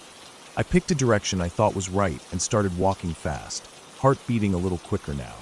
I tried to think through it. Okay, just backtrack. You didn't go that far. But 5 minutes later, the trees weren't getting any thinner, and I still couldn't hear a thing. No bird sounds, no insects, just a strange, heavy silence. Then I tripped. My foot caught on something, maybe a root or a loose rock, and the next thing I knew, I was falling. The ground tilted down sharply, and I couldn't stop myself. I slid and tumbled and rolled, hands scraping on rocks and dirt, something thumping hard against the back of my head. It wasn't a long fall, maybe 5 or 6 meters, but enough to knock the breath out of me. Everything went black. When I opened my eyes, it felt like hours had passed, but it might have only been minutes. My head throbbed. There was a dull, warm pain along my left forearm, and my shirt was ripped at the sleeve. The air was still. The ground I was lying on was soft, covered in a thick layer of dead leaves and dirt. I realized I was in a small gully, ringed by steep sides and overhanging trees. I couldn't remember how I'd gotten there. My mouth was dry, my ears ringing a little. What woke me up properly was Bandit. He was licking my face, his rough tongue dragging across my cheek again and again. I blinked and turned my head to look at him. His body was right next to mine, lying flat on his stomach, his legs tucked under him in a way I'd never really seen before. His ears were pinned back, and his eyes were locked on something behind me. Then he made a sound I didn't recognize, a low, rumbling bark that never rose in volume. It wasn't loud. It sounded more like a warning. His body didn't move, but his mouth kept making that strange growl bark. I sat up slowly and looked around. Then I saw the man. He was standing maybe 10 or 15 meters away, just on the edge of the gully, mostly in shadow but clear enough to make out. He wore a beat-up cowboy hat, the side of it torn clean through, like something had taken a bite out of it. He was tall, broad-shouldered, wearing a heavy coat and thick gloves. I didn't recognize him. He didn't say anything right away, just stood there watching us. I didn't move, just stared at him frozen. Something about him didn't feel right, but I didn't know what exactly. Maybe it was how still he was, or how quiet the woods were around us. Then he stepped forward slowly and knelt down a few feet from me. I flinched, but Bandit didn't move, still glued to my side. The man didn't ask me anything or tell me what had happened. He just reached down, took my hand, and helped me to my feet. I stood, wobbled slightly, and he waited. Then he started walking, his hand still around mine. His glove was thick and worn. I could feel the seams and old patches, and it was hot, far too hot for summer. My arm brushed against his as we moved, and it felt like he was wrapped in layers. I remember thinking it didn't make any sense to be dressed like that in this heat. Bandit stuck so close to me on the walk that he kept bumping into my leg. Every few steps, his body knocked against me hard enough to throw off my balance. It wasn't like him. Usually he'd stay just ahead, checking the path, darting back every now and then to check on me. This time he stayed pressed right up against me, like he was hurting me or shielding me. The man didn't say anything, just led us through the trees, his grip never loosening. It felt like we weren't walking that far, but I also couldn't tell how long it had been. The bush all looked the same. Eventually, I started to hear something familiar. The crunch of dry leaves under boots, the wind brushing through a clearing. Then I heard my name being called faintly in the distance. It was my dad, calling out for dinner. I recognized his voice and snapped back to attention. I yanked my hand free and started jogging toward the sound, up over the lip of the gully and out of the tree line. I made it to the edge of the clearing behind the lodge and turned to wave or shout a quick thank you. But the man was gone. The spot where we'd come from was just trees and leaves. No sign of footsteps, no sound. Just stillness. I ran up the hill toward the lodge. Dad was standing on the porch, a cigarette in his hand, scanning the tree-line. He didn't seem overly worried, just confused as to where I'd been. I didn't tell him much, just that I got lost a little bit and tripped. He didn't ask any more than that. We went inside. Bandit followed, quieter than usual. It wasn't until a few days later that I saw the picture. We were in the town supermarket, one of those all-purpose general stores that sold everything from canned beans to farming tools. It was run by this older woman with thick glasses and a loud laugh. My mom was chatting with her near the register, and I wandered down one of the side aisles. At the end of it, on a corkboard next to a rack of seed packets, there were some old photos pinned up. Most were black and white, some fading badly. One photo caught my eye. It was the man from the woods. Same tattered cowboy hat, same build, same face. I stared at it for a while, trying to figure out what it was doing there. I called my mom over and asked who the man was. The lady behind the counter came over too and told me his name was Mr. Rogerson. He used to own the store decades ago, before he passed away. I asked what happened to him, still unsure how to explain why I was asking. She said he died in an accident out in the woods, not far from where we were staying. Apparently, Mr. Rogerson had his own little vegetable patch deep in the bush. He'd haul produce back himself. One summer, he went out with his dog to check on the patch right before a big storm rolled in. On the way back, his dog slipped down a steep embankment into a gully. He went down after it. A tree branch, heavy from the rain and wind, snapped and struck him while he was climbing down. It broke his back. No one knew he was out there. They didn't find him until weeks later. His dog was found curled up beside him. It had died there, too, from starvation. I didn't say much after that, just nodded. My mom thought I was bored. I kept thinking about that gully, the steep sides, the way Bandit had barked that strange low bark, the gloves, the heavy coat, the way the man never spoke again after those first words, how we never saw him leave. But I didn't talk about it to anyone. Not then, not for a long time. It was easier to believe it had just been a guy from town, maybe someone I didn't know, maybe a hiker who'd seen me fall and helped me out. That's what I told myself. It made sense on the surface. But every time I looked at Bandit after that, I remembered the way he pressed against me on the way back. Like he knew something I didn't. Like he didn't trust the man at my side. I never saw Mr. Rogerson again. Not in the woods. Not in any other photos. But sometimes, when I think back on that day, I wonder what would have happened if Bandit hadn't come back. Or if I hadn't followed him into the trees. Or if the man hadn't been there, whoever he really was. But most of all, I think about how it all ended. About how I walked out of that gully dirty and scraped, with my dog by my side. About how I got home safe. No ghosts. No fairy tales. Just a boy, a dog, and a man who maybe didn't want anyone else to end up alone at the bottom of a gully like he did.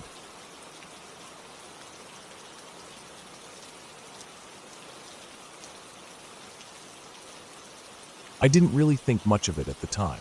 High school kids don't. We were stupid, all of us. Or at least too trusting, too caught up in the excitement of doing something different, something a little edgy. Back then, the drama department wasn't much of a big deal. It was more like an excuse for people to skip regular classes and hang out behind the curtains painting sets or sneaking around the catwalks. I joined because I liked being around creative people. and because I wanted to do something outside of the usual football and math routine. That year, we had this idea to turn the auditorium into a haunted house for Halloween. Not just the stage, but the whole place. The dressing rooms, the hallways behind the stage, the little storage closet nobody ever used. Someone even dragged a fog machine down from the lighting booth, and we rigged up some of the old strobe lights from a previous production to flash during the jump scares. It wasn't amazing. Honestly, it was pretty janky. We didn't have a real budget. We used whatever props were lying around and whatever costumes people could bring from home. Someone's mom had an old clown outfit. There were a few skeleton decorations left over from a past Halloween dance. A bunch of us wore masks or face paint. We mostly relied on the atmosphere. Dim lights, weird music playing from an old boombox, and people jumping out from behind curtains to yell. What made it interesting was that we were allowed to run it ourselves. No teachers watching over our shoulders, no real safety checks. We had a sign-up sheet at the front of the school that said, "Enter if you dare," and charged $1 or $2 per person. People came in groups, little kids with their parents, middle schoolers, even other high school students who just wanted to kill time. We had one area in the haunted house that we wanted to make look like a real execution scene. It was based on a play we'd done earlier that year. I forget the name now, but it had this hanging scene in it. The kind where someone gets hung on stage in front of an audience, but doesn't actually die. The tech crew had rigged up a system with a strong harness and a wire bolted into the ceiling above the stage. The actor would wear the harness under their clothes, and the noose was just for show. It didn't tighten when you dropped. At least, that was the idea. After the play ended, the harness setup stayed. Somebody had left the cable and the noose dangling from above the stage. I remember walking past it every day for a week afterward, just swaying there, and nobody had bothered to take it down. I guess it became invisible after a while. When we were brainstorming ideas for the haunted house, someone, I think it was Josh, suggested we bring it back. "Let's hang somebody," he said, like it was no big deal. "Make it look real, like they've been hanging there all night." We all laughed. It sounded cool, gross and dramatic and perfect for Halloween. Naturally, I volunteered. I wasn't afraid of heights. I trusted the rigging. I knew how it worked, and I thought it'd be funny. I had this bright green dinosaur costume, a cheap one-piece thing with a tail and floppy claws, and this rubber mask with big googly eyes. I added a plastic pumpkin candy bucket and decided my character would be a trick-or-treater who had wandered into the wrong house and got executed by whoever was running the haunted house. It was supposed to be funny in a dark, stupid kind of way. The first couple of hours went fine. I'd climb up a short ladder behind the curtain, put on the harness, wrap the noose around my neck, and let myself hang. Not literally hanging, of course. The harness held all my weight. The noose just sat there, looking tight but doing nothing. I'd keep my body limp, arms drooping down, legs slack. People walked through, looked up, and whispered stuff like, "Is that real?" or "Oh my God." Some laughed. Some looked freaked out. A few kids started crying. I didn't say anything. I just dangled there, breathing slow, trying to stay as still as possible. Every now and then, I'd shift to keep the blood from pooling in my legs. I could only last about 10 or 15 minutes at a time before I'd lower myself down and take a break. What I didn't notice, what none of us noticed, was what happened during one of those breaks. It must have been near the middle of the evening, maybe around 7:30 or so. I stepped down off the ladder and went backstage to drink some water and adjust the harness because it had started to ride up and dig into places I didn't want to think about. It wasn't the most comfortable thing. I was sweaty under the costume, the rubber mask was getting damp, and my back was sore from trying to hold still in that weird dangling position. While I was gone, a group of kids, probably some other drama students, or maybe just a few guys from the football team who were helping with crowd control, decided to mess around. I didn't see it happen, but I heard about it later. Apparently, they grabbed the cable and used the noose to swing themselves across the stage like it was some kind of rope swing, which was incredibly stupid. Not just because of how dangerous it was, but because that noose wasn't built to be used like that. It wasn't just some prop rope. It was thick, real, coarse fiber, designed to look authentic. And while the part that connected to the cable was secure, the loop, the actual noose part, wasn't supposed to be pulled tight. But they must have done it hard enough, over and over, that it slowly tightened. Not the way a proper noose cinches up instantly, but enough that it no longer fell loose around your neck. It held its shape. I didn't know that. So when I came back a few minutes later, I did what I always did. I grabbed the mask, put it over my head, stepped up on the ladder, clipped my harness onto the cable, and slipped the noose around my neck. I didn't even check it. Why would I? It had worked fine all night. I remember shifting a little to get into position, adjusting the candy bucket so it hung right, taking a deep breath. Then I stepped off the ladder. Instantly, I knew something was wrong. The pressure around my neck hit fast, sharp and choking, like someone had punched me in the throat and then started squeezing. The noose didn't slip down the way it used to. It gripped, tightened. The harness was holding my weight, yes, but now the rope was pressing in too, squeezing the sides of my neck and the front of my throat at the same time. At first, I thought maybe I'd just twisted wrong, that maybe I needed to shift and the rope would loosen. But it didn't. The rubber mask made it worse. It was pressing against my face, suffocating me. My breath bounced back into my mouth, hot and stale. My chest started to spasm. I couldn't swallow. My tongue felt thick. I tried to reach up with one hand to pull the rope away from my neck, but the angle was wrong and my arm wouldn't move right. The weight of my body was dragging everything down, making it impossible to get any leverage. I kicked once hard, but all it did was send a jolt through the harness and make the pain worse.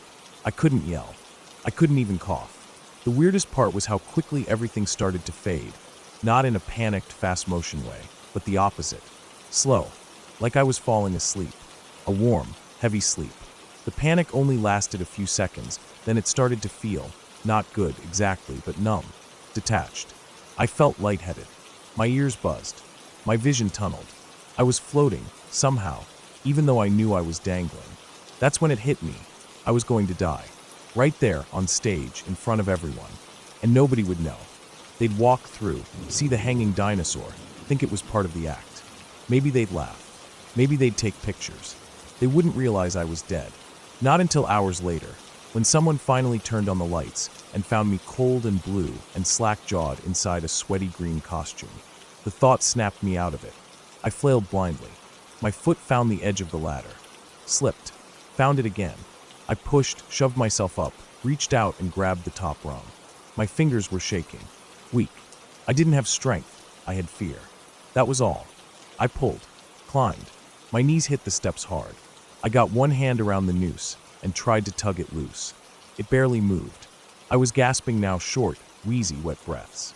Somehow, I managed to get it over my chin, then my nose, then off my head. I dropped it and collapsed against the ladder, hugging it like it was the only solid thing in the world. My hands were tingling. My head throbbed. I was sweating so much the costume felt soaked. My throat burned like I'd swallowed fire. I unclipped the harness, stumbled down, and walked backstage without looking at anyone. No one noticed. Nobody said anything. They thought I was just taking another break. I sat on a folding chair for 10 minutes, staring at the floor, my fingers twitching, my heart pounding, trying to make sense of what had just happened. Eventually, I stood up, peeled off the costume, stuffed the mask into a bag, and left. I didn't go back to the haunted house. I didn't tell anyone that night. Not because I didn't want to, but because I couldn't find the words. How do you say, "I almost died pretending to be dead"? How do you explain that something so stupid almost became permanent? The next day, I went back and looked at the noose. It was still tight, still cinched. I showed one of the tech guys. He just stared at it for a minute, then cut it down with a knife and threw it in a trash bag. Nobody brought it up again. But I've thought about it more times than I can count. I think about how close it was, how easy it would have been for me to black out, to stop breathing, to just hang there, how they would have found me hours later, and it would have turned into some horrible urban legend. They would have said I did it on purpose, or that it was part of the act, or that it was some tragic accident. They'd have assembly speeches and grief counselors and tributes in the yearbook, but they'd never really know. And every year, some wide-eyed freshman would whisper the story in hushed tones. The kid who hung himself during the haunted house, thinking it was part of the fun. Only it wasn't a story. It was real. It was me.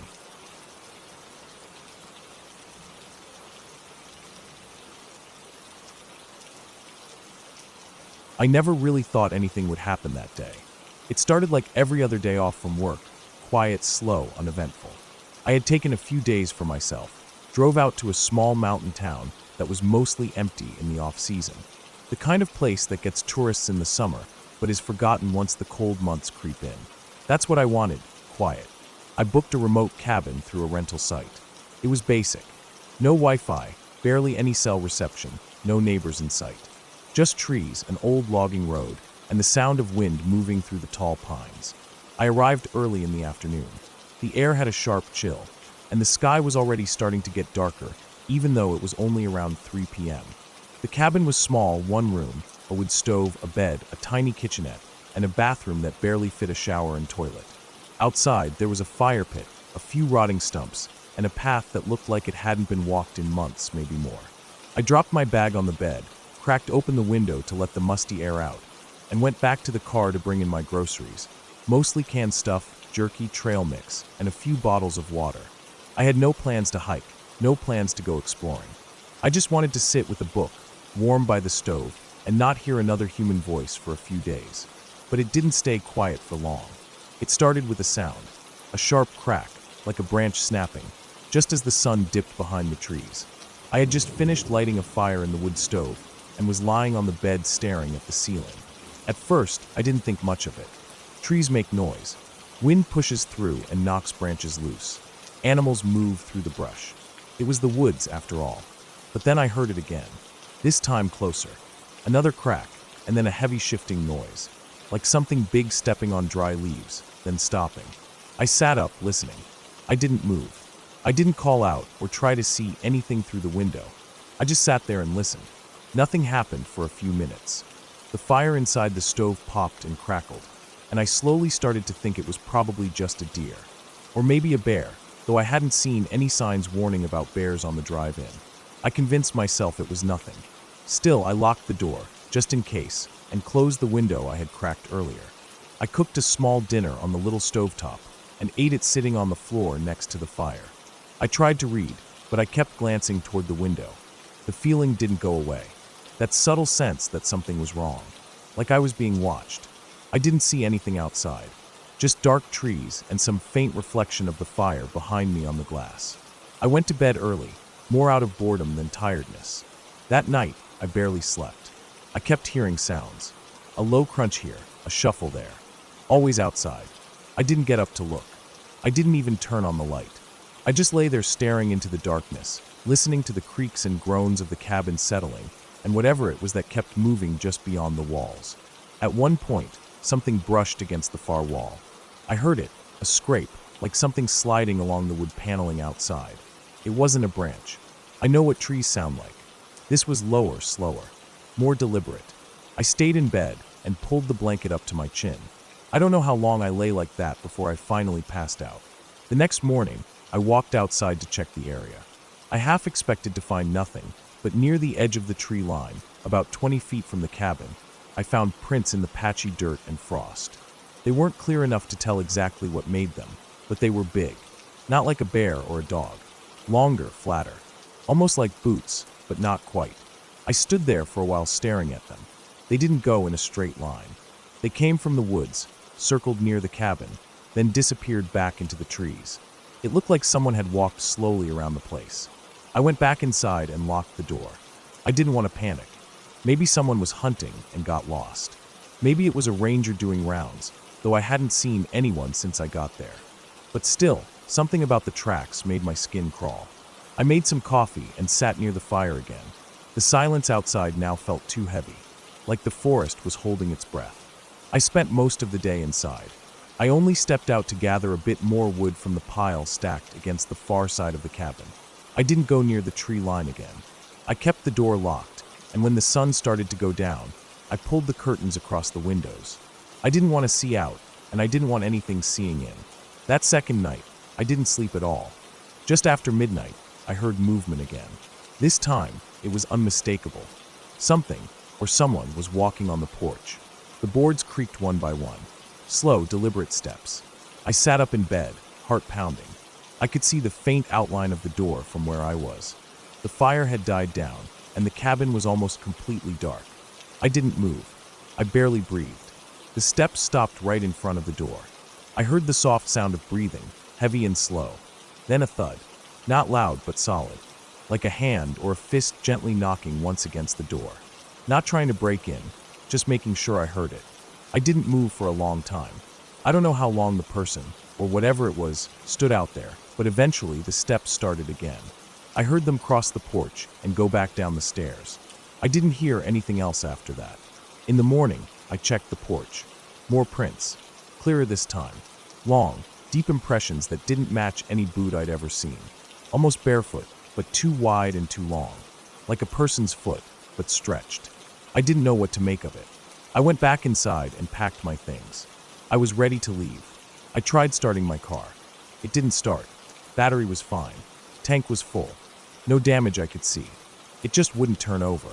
I tried again and again until I felt sick with frustration. I opened the hood, stared at the engine like I knew what I was doing, and slammed it shut. That was when I noticed it. The small pile of stones near the driver's side mirror. Not natural, stacked carefully, one on top of the other. Like someone had placed them there. A small, silent message. I kicked them over and backed away from the car. I wanted to scream, but I didn't. I didn't want to make noise. I went back inside and locked the door. I spent that third day watching the woods from the window. I didn't eat. I didn't drink. I just watched. I thought about walking down the dirt road, but it was miles to the nearest town, and I didn't know if I'd make it. I kept thinking about the tracks, about how close they came to the cabin, about the knock on the door. The night came again, faster than I wanted it to. I didn't light a fire. I didn't want to be seen. I lay on the floor, far from the windows, wrapped in a blanket listening. Around 2 a.m., I heard the sound again. But this time it didn't start with footsteps. It started with breathing, right outside the window. Not heavy or angry, just steady, calm, like someone standing inches away from the glass, watching. Then came the scrape, long, slow, like fingers moving down the window pane. I held my breath. My heart was racing so fast I thought it might give out. The scraping stopped, then came another knock. This time not on the door, on the wall. Just one knock. Then silence. I didn't sleep. I didn't even close my eyes. When the sun finally came up, I waited a while, then stepped outside. The air felt colder, heavier. The trees seemed thicker somehow. I looked around, saw more tracks. This time there were several sets. 3, maybe 4. All coming from different directions, all circling the cabin, all leading back into the woods. I knew I couldn't stay another night. I gathered my things, grabbed my emergency beacon from the bag, something I hadn't touched since I bought it, and walked halfway up the nearest hill to get some reception. I pressed the button, then waited. I didn't care how much the fine was for misusing it. I just wanted out. It took hours before I heard the chopper. When they landed near the clearing, the ranger looked confused when I ran toward him. I didn't explain much, just that I had gotten scared, thought someone was stalking me. He walked around the cabin, looked at the prints, and got quiet. He said they didn't look like anything he'd seen before. Said maybe they were distorted by frost. But I could tell he didn't believe that. They flew me back to town. I didn't look back at the woods. I stayed in a motel that night, in a room with bright lights and noisy neighbors. I welcomed the sound. I slept for the first time in 3 days. A few weeks later, I got a call from the rental company. The owner of the cabin had gone up to check on it after my report. They said the place was fine. No signs of break-in. Nothing strange. But the owner had found something by the fire pit. Another small stack of stones. Perfectly balanced. Right where I had sat that first night. I don't know who or what was out there. But I know it was watching. I know it knew I was alone. And I know, without a doubt, that if I had stayed one more night, I wouldn't have made it back. I haven't gone camping since.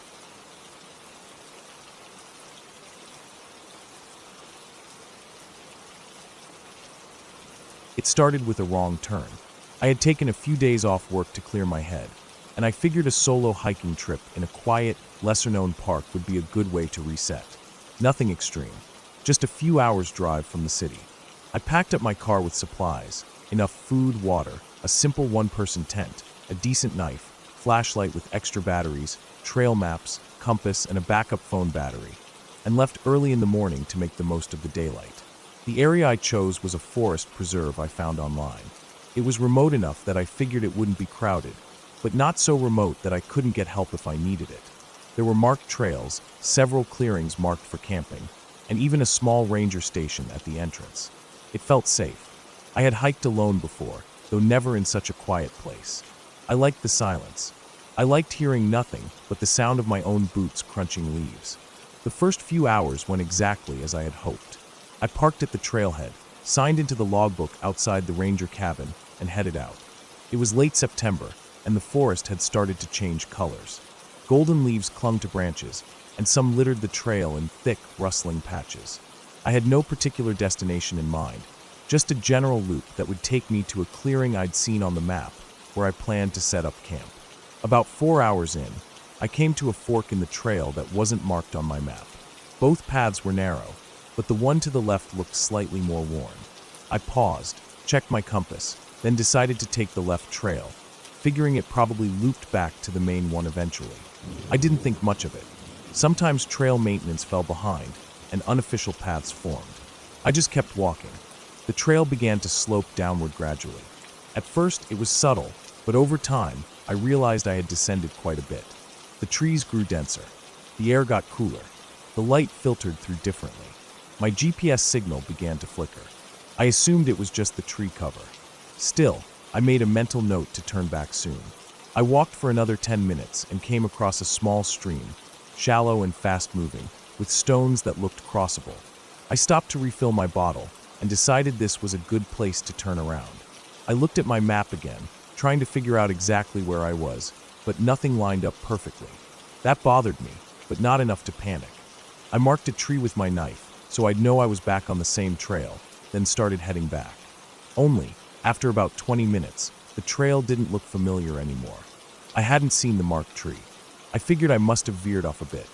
I turned around, retraced my steps, and kept an eye out for the gash I'd left on the bark. Nothing. That was the first real moment I felt something in my gut shift. I wasn't lost yet, but I was off course. I checked my phone again, but there was still no signal. I held the map under the fading light and tried to match anything around me to a feature on it.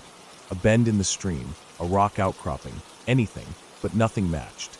The worst part was the feeling that I was circling myself, even though I thought I was going straight. The sun dipped lower, and I knew I wouldn't find my way back to the main trail before dark. I decided to set up camp where I was. I had enough supplies for the night. The ground wasn't great, uneven and soft in places, but I cleared a small patch, pitched the tent, and lit my portable camp stove for a hot meal. The forest was quiet that night. Too quiet. No wind, no rustling, no insects. I tried not to let it bother me, but it did. I told myself it was just because the air had gotten colder. Still, I didn't sleep well. I kept waking up at odd hours, listening. I thought I heard footsteps at one point, but told myself it was probably a deer or a raccoon. Nothing touched the tent. I stayed inside until morning. When light came, it didn't bring much comfort. A low mist hung between the trees, and the air felt heavier. I packed up quickly and started walking again, this time with more urgency. I didn't care about the map anymore. I just wanted to find a road or even a logging path, anything that would lead to help. But the forest didn't cooperate.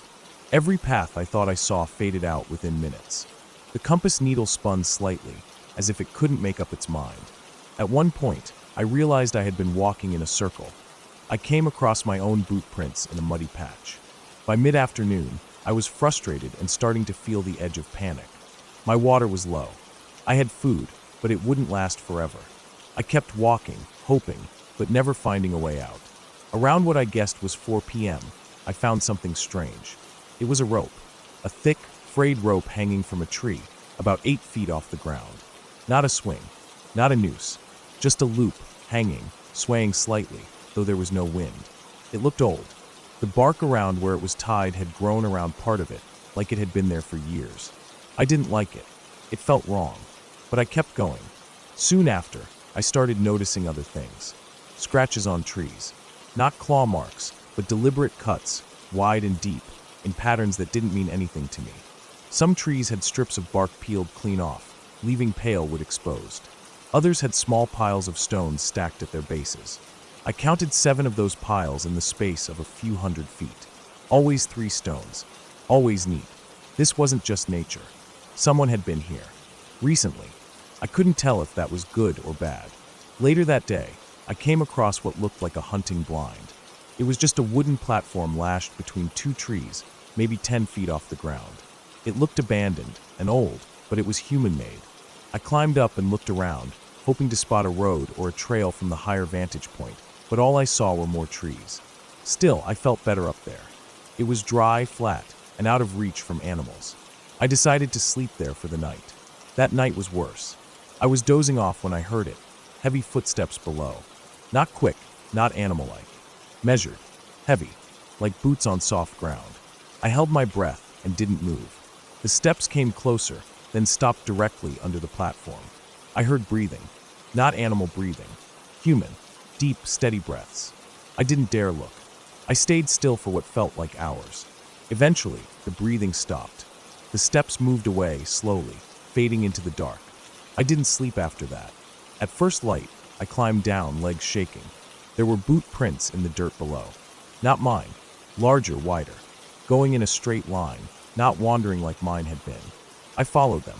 They led deeper into the woods. I knew it was a risk, but I didn't care anymore.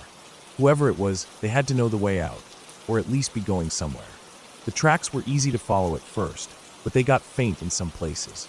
I lost them more than once, had to double back. After maybe 3 hours, I found where they ended. A cabin. It was small, one story, and looked like it had been built decades ago. The windows were shuttered with mismatched wood. The door was shut but not locked. I knocked. No answer. I waited, then tried the handle. It opened. Inside, it smelled of dirt and smoke. The floor was covered in leaves and dust. A rusted pot sat on a cold stove. A single cot stood in the corner, with a moth-eaten blanket. There was no power. No sign of recent use. But someone had been here recently. There were footprints in the dust. Fresh. I didn't stay long. I took a rusted canteen I found and filled it at a nearby creek, then kept walking. Behind the cabin, I found what looked like an old road. Overgrown, barely visible but straight. Man-made. I followed it. That road saved me. After several more miles, just before sunset, I saw the first sign of civilization. A rusted metal fence, and beyond it, a small cabin with smoke rising from the chimney. An old couple lived there, caretakers for a long-abandoned logging site.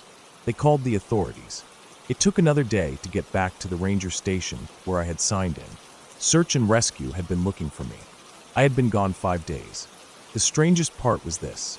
The trail I had taken, the one with the fork, rangers told me there was no fork. That trail was maintained and had no splits for at least 6 miles. They said I must have wandered off without realizing it. Got disoriented. But I know what I saw. I know I took a left at that fork. I remember the angle of it, the slope, the feel of the ground. They also said there were no cabins in that section of the forest. Not for miles. Not for decades. I don't argue anymore. I got out. I was lucky. That's all that matters now. But sometimes I think about those footsteps under the blind. The breathing, the rope, the scratches, and the feeling that I was never really alone out there. That forest isn't just quiet. It's watching.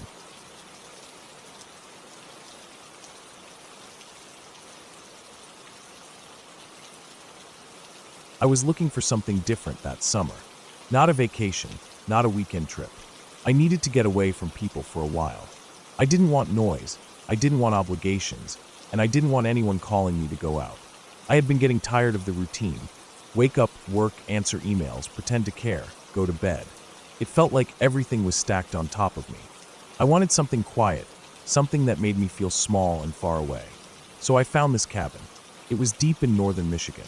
Not the touristy part with cabins that had fireplaces and Wi-Fi and welcome signs with cute little trees on them. This place was way out, far enough that Google Maps switched to satellite view halfway there, and the paved road gave up and turned into dirt and gravel. The listing just said, off-grid cabin, hand-built. No running water. Solar lighting. Bring your own supplies. Remote. The picture showed a plain wooden box of a building, just one room, tucked in between trees with thick trunks and mossy roots. The kind of place people imagine when they say they're going off-grid. I booked it for 12 days. The drive out was long and dull, then long and tense. Once I passed the last town with a gas station, the road narrowed, and every turn made me wonder if I'd missed something. The cabin's directions were a set of typed instructions from the owner, with notes like turn right at the dead pine tree with the yellow blaze, and ignore the private property sign nailed to the birch. It's just an old marker. It felt like I was being led somewhere forgotten. Eventually, the trees got so dense I had to slow down to avoid scraping the sides of my car, and then I reached a small clearing with the cabin sitting in the middle of it. No driveway, just grass and dirt, with an old fire ring made of stones in front. I turned off the car and got out. It was dead silent. No highway in the distance. No neighbors. No hum of electricity. Just the wind, the occasional rustle of leaves, and the sound of my own footsteps. The cabin was smaller than I expected. Just a wooden box with a door and a small deck on the front. No porch light. No windows on the sides, just one tiny one in the front. I unlocked the door with the code the owner had sent me and stepped inside. It was plain, but not dirty. There was a small cot against one wall with a rolled-up sleeping bag on it, a folding chair, a wooden crate that served as a table, a shelf with some candles, matches, and a small solar-powered lantern, a cooler in the corner for food storage. No bathroom, just a composting toilet in a little shed out back, which I checked and found clean but had a smell like dried manure. No mirror, no plumbing. I stood in the middle of it and realized how quiet it was. You don't notice how much background noise is always around you until it's gone. It was like being underwater. I unpacked slowly. Food in the cooler. Water jugs stacked in the corner. Sleeping bag unrolled. I had a few books, a notepad, and some pens. My phone had no signal, but I brought a small solar battery pack in case I wanted to use it for music or taking photos. I told myself I wouldn't though. I wasn't here for distractions. I was here to sit with myself for a while. The first 2 days were peaceful. I went on walks during the day, not far, just up the trails near the cabin, which were really just animal paths that curved between the trees. There was a small stream about 15 minutes away where I filled a pot with cold water to boil back at the cabin. I read a lot. I sat on the little deck in the afternoons and just listened. At night, I lit candles and wrote in the notepad, mostly nonsense, thoughts that didn't go anywhere. I fell asleep early, woke up early. It felt like a reset. On the third night, I woke up to a sound. It wasn't loud, but it was sudden, like a snap. Wood breaking, maybe. I sat up in the cot and waited. I thought maybe a branch had fallen. It had been windy that day. But then I heard it again. A crack, then a sort of dragging sound, like something heavy sliding through dry leaves. I stayed still. My heart started beating harder than it should have. I told myself it was a deer, or a raccoon, something normal. But it was close, right outside. I stood up slowly and walked to the door. I didn't open it. I didn't even want to look out the small window. I just waited. The dragging sound stopped. Nothing for a long moment. Then a thump against the far wall of the cabin. I don't know how to explain it, but the sound wasn't random. It wasn't like an animal bumping into something. It sounded deliberate, like someone had pushed their hand flat against the outside of the wall. Not hard, just enough to let me know they were there. I didn't sleep the rest of the night.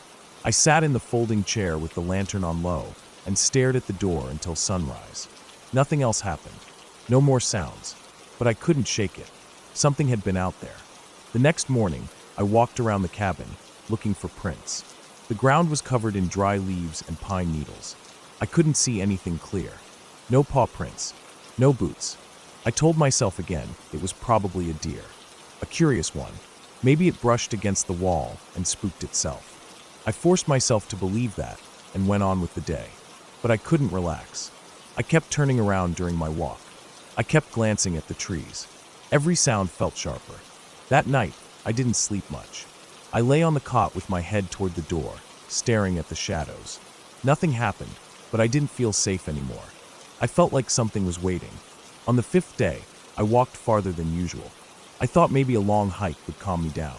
I followed a dry creek bed until I found a rusted fence line, old and broken, with collapsed posts and wire curled in the grass. Beyond it was a clearing with a stand of birch trees in the center. The bark looked bleached, like bones. I stood at the edge of the trees and looked around. There was a weird silence, not like the quiet near the cabin.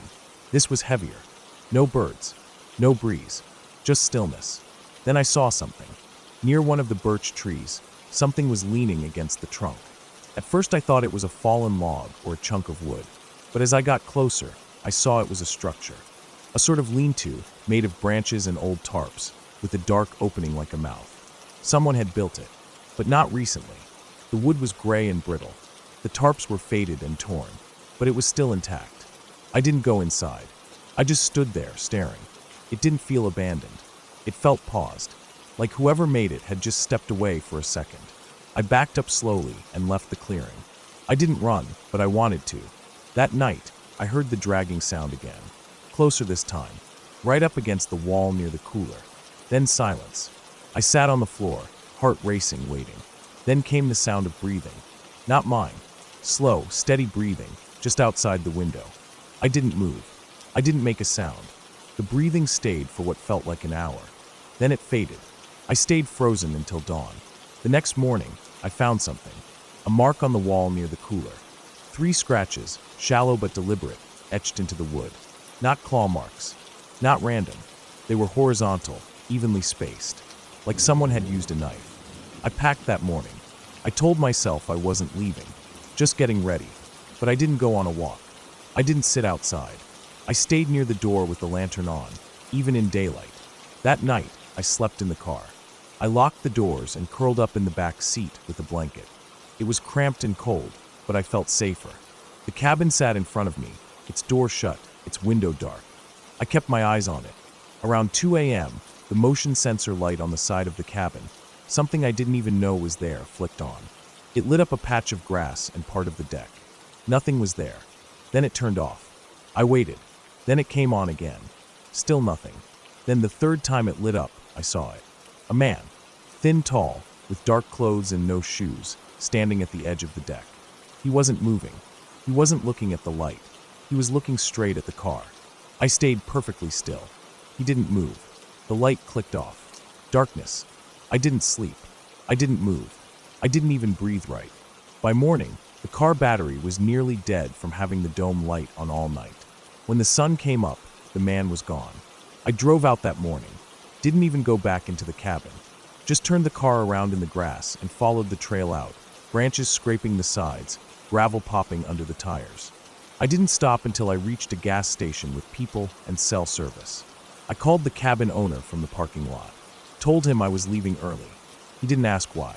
Just said he'd refund the rest of the days and hoped I was all right. I didn't explain. What would I even say? I didn't tell anyone for a long time. Part of me thought maybe I imagined it, that I was just tired, paranoid. But then, a few months later, I came across an article. A short piece about a man arrested in northern Michigan, found living off the grid, squatting in state forest land. He had built small shelters out of wood and trash. They showed a photo of one of the shelters. It was the same birch clearing, same tarps, same structure. The man had no ID. No one knew who he was. They said he'd been living out there for years, avoiding people, stealing food from campsites. They found a cabin not far from where he was picked up. Said it had scratches on the walls and signs someone had been watching it. That was all I needed. I never went back. I still don't go anywhere that doesn't have neighbors. I still don't sleep well if it's too quiet. And I always check behind me when I'm walking in the woods.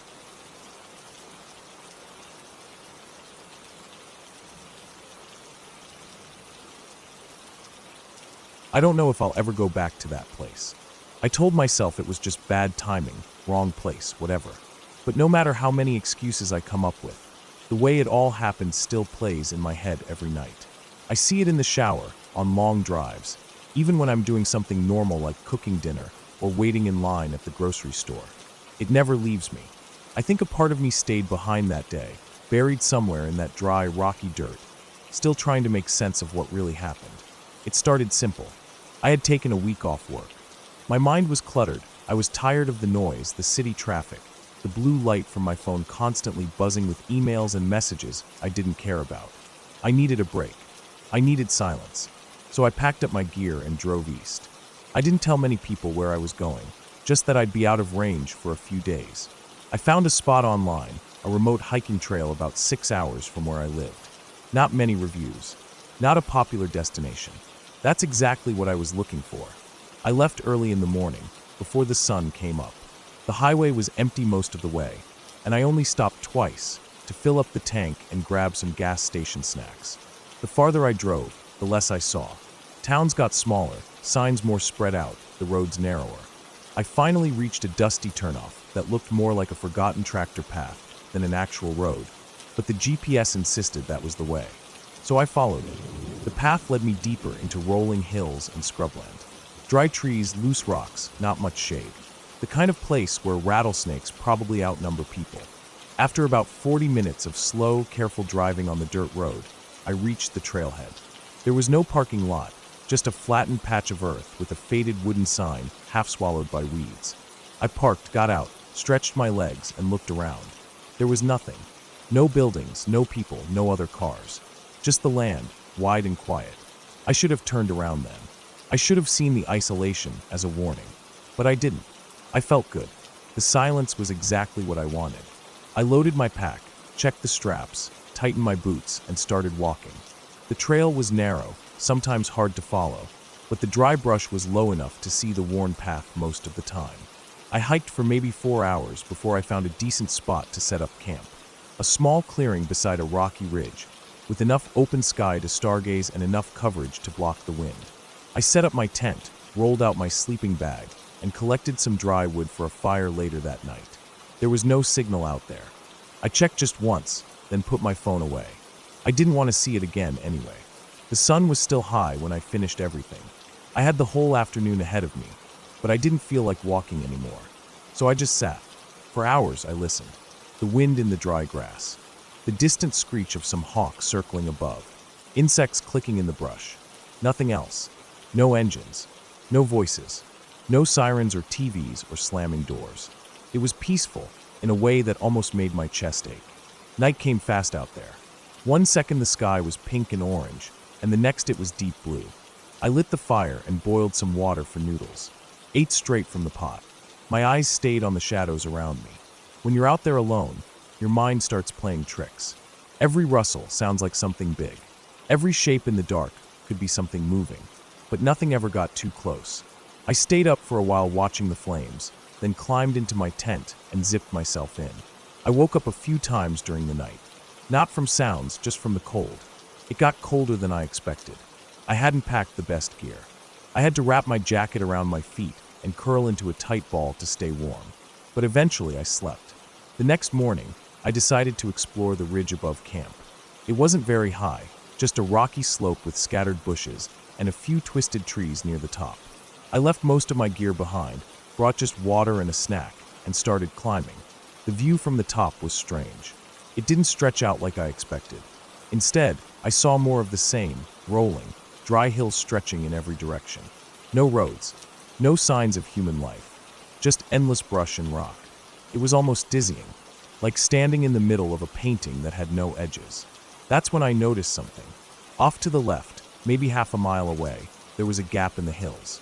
A kind of natural cut in the land, with steeper walls and a cluster of tall, narrow rocks poking out.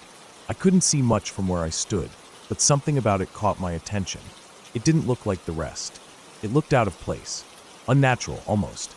I stood there for a long time, just staring. The wind picked up a little.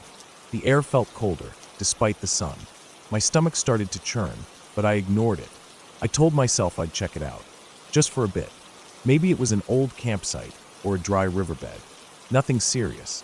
I headed back down, grabbed a small bag with water, snacks, flashlight, knife, nothing heavy. I left a marker on a tree near camp, just in case I lost track of where I'd come from. The hike to the gap was longer than it looked. The hills were rough, and the ground was uneven. Several times I had to stop and catch my breath, especially when the path got steep. By the time I reached the edge of the gap, the sun was high overhead, maybe early afternoon. The air changed as soon as I stepped down into it. The walls of the gap blocked the wind. It got quiet. Too quiet. Even the bugs had stopped clicking. I walked slowly, the narrow path squeezing between the rock spires and boulders. Some of the rocks looked blackened, like they'd been burned or struck by lightning. Others had strange grooves in them, almost like tool marks, but not any kind of tool I recognized. I kept walking. About 20 minutes in, the gap opened into a wider bowl, surrounded on all sides by steep rock faces. At the center was a flat patch of ground, covered in loose gravel and some dead grass. Nothing grew in that circle, not even weeds. That part stuck with me the most. There was something else, too. Off to the far side of the bowl, tucked under an overhang, I saw what looked like a man-made structure. At first, I thought it was a collapsed shed or part of a fence. But as I got closer, I saw it was made of stone. Carefully stacked slabs, forming a short wall, maybe 3 feet high. It curved into a half circle, open on one side. Inside the half circle, the ground was darker, like the dirt had been dug out and replaced. I stood there for a long time, staring. I didn't move. I didn't take photos. I just stood there, trying to understand why it made my chest feel tight.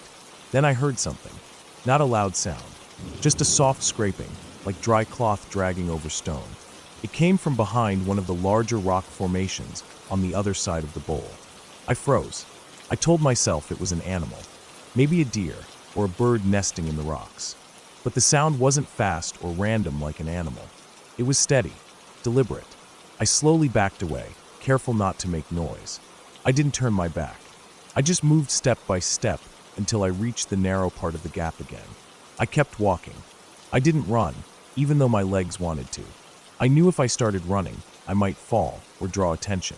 So I walked fast but quiet, all the way back to the ridge, then down to camp.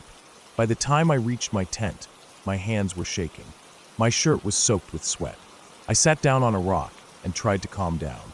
I told myself it was nothing, just wind, maybe something falling. But deep down, I didn't believe it. I didn't eat much that night, just some jerky and a granola bar. I didn't light a fire. I didn't want anything to draw attention. As soon as it got dark, I crawled into the tent and zipped it up. I lay there for hours listening. Every sound outside made me jump. I barely slept. Around midnight, I heard something move near the tent. Not footsteps exactly, but a shift, a weight, something stepping on dry grass. I didn't move. I didn't breathe. I just stared at the ceiling of the tent, my heart pounding so hard I thought it would give me away. The sound didn't come closer. It didn't go away either. It stayed just outside, for almost an hour. Then finally silence. The next morning, I didn't waste time. I packed everything, didn't even eat breakfast. I rolled up the tent as fast as I could, shoved my gear into the bag, and hiked back to the car without stopping. The whole way, I felt like something was watching me. When I finally reached the car and slammed the door shut, I locked it and sat there for a while. My hands were shaking again. My mouth was dry. I didn't start the engine for several minutes. Eventually, I drove away. I didn't look back. I didn't tell anyone about the gap. Not my coworkers. Not my friends. Not even my brother, who I usually tell everything. I don't know why. Maybe part of me felt stupid. Maybe I didn't want anyone to think I was losing it. But I know what I felt out there. Something had been watching me. Something was in that bowl. And the part that keeps me up at night, when I got home and unpacked my gear, I found something strange in my backpack. A rock. A small, flat piece of dark stone, like the one stacked in that half-circle wall. But I never picked it up. I never touched anything in that place. It was just there, at the bottom of my bag. Clean. Cold. I wrapped it in a towel and shoved it in a drawer in the garage. Some nights, when the house is quiet and I'm alone in the dark, I swear I can hear something faint. A scrape. A shift. Like cloth on stone. I haven't been camping since.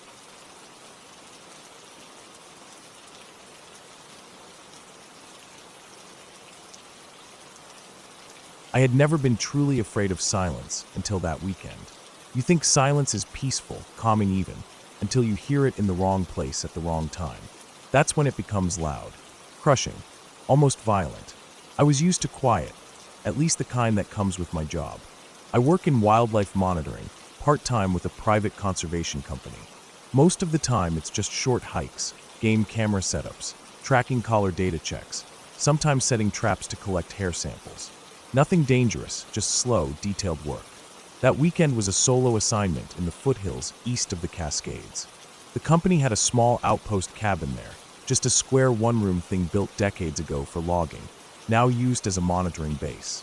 The area wasn't even that remote by backcountry standards, roughly 7 miles off a service road and about 5 miles from the nearest ranger station. I had hiked further before. The plan was simple.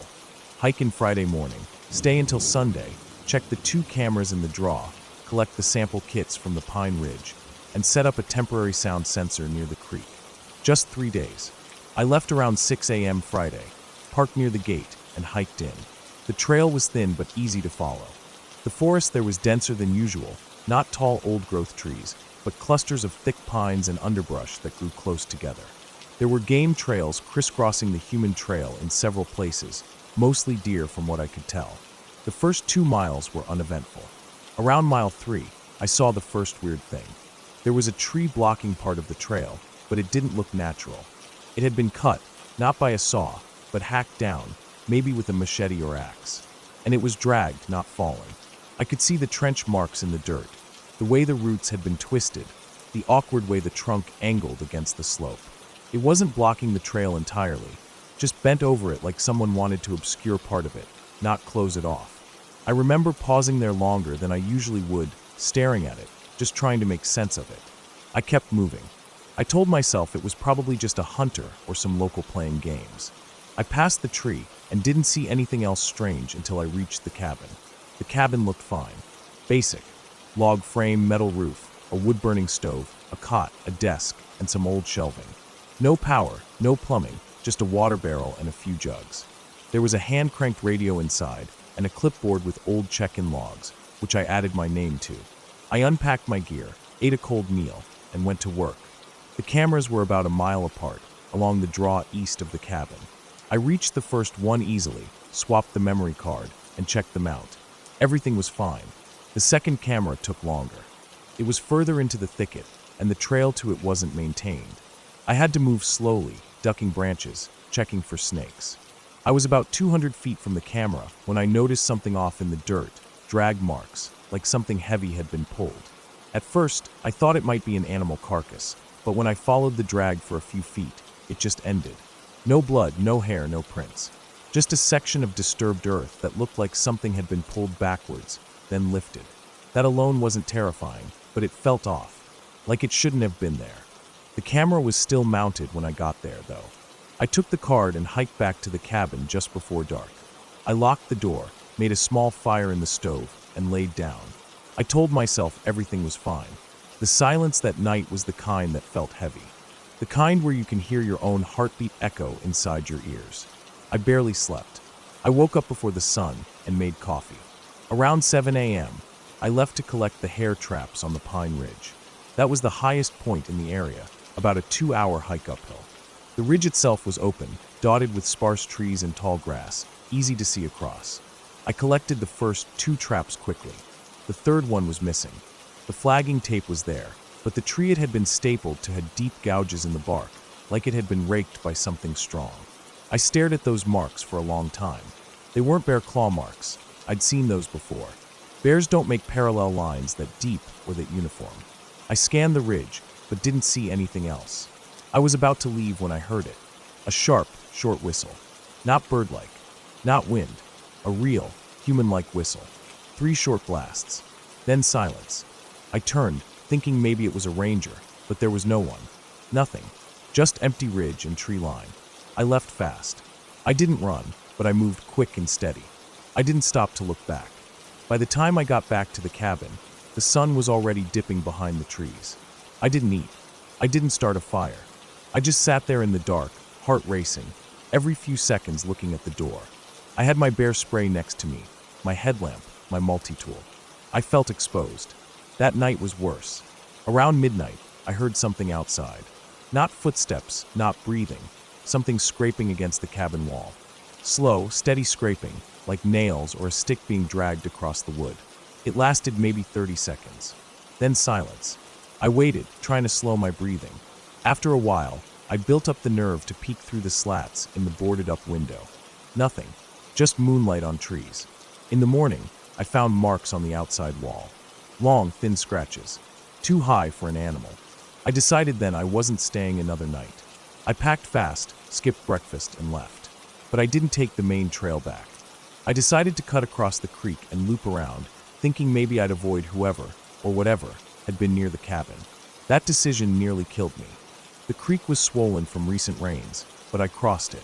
The alternate route was steep and overgrown, but I pushed through. I walked for hours, following the GPS on my watch, trying to intersect the main road further west. Around noon, I saw something strange. A shirt, hanging from a tree branch. Blue plaid, torn at the sleeve, flapping slightly in the breeze. I approached it carefully. The fabric was sun-faded, but not soaked or weather-worn. Someone had put it there recently. It wasn't snagged, it was tied. I turned to leave and froze. About 20 feet behind me, in the trees, was a shape. At first I thought it was a stump, but then it moved, just slightly. A shift in weight. I couldn't make out details, just the outline. Tall, human-shaped, still, watching. I didn't move. Neither did it. For what felt like forever, we both stayed frozen. Then I slowly backed away, heart pounding so loud I felt dizzy. I kept my eyes on that spot until a tree blocked it from view. Then I turned and walked as fast as I could. I didn't see it again. I don't know if it followed me. I didn't look. I didn't stop. For 3 hours I pushed downhill through brush and mud and thorn, until finally I reached the old service road. I followed it west for another mile before I saw the gate. My car was still there. When I reached it, I locked the doors before even putting the keys in. Then I just sat there. I didn't cry. I didn't scream. I just stared at my scratched hands, at the dirt under my nails, the cuts on my shins. I don't know how long I sat there before I finally drove. I didn't report it. Not the shirt, not the whistle, not the shape. What would I say? That someone was watching me in the woods. That something scratched my cabin wall. I checked the memory cards from the cameras later. Just deer, squirrels, a black bear. Nothing strange. No people. No shapes. I still go out for field work, but I won't go back to that cabin. The company asked once if I'd take another assignment there. I lied and said I had a bad knee. The truth is, I've never been that kind of scared before. Not because of a monster. Not because of some supernatural thing. Just the idea of someone, some real person, being out there. Watching. Waiting. Playing with you in the woods like you're part of a game they've done before. The way that tree was dragged onto the trail. The missing trap. The shirt. The scratches. The shape in the woods. Whoever it was, they knew the area better than me. They moved silently. They never showed their face. They left no trace, but the ones they wanted me to find. And that whistle. 3 short blasts. It didn't sound like a call for help. It sounded like a signal. I think about that night sometimes, lying in my own bed now. I think about the scraping on the wall. I wonder if they were trying to draw me outside, or just letting me know they were there. Whatever the reason, I'm just glad I didn't open that door.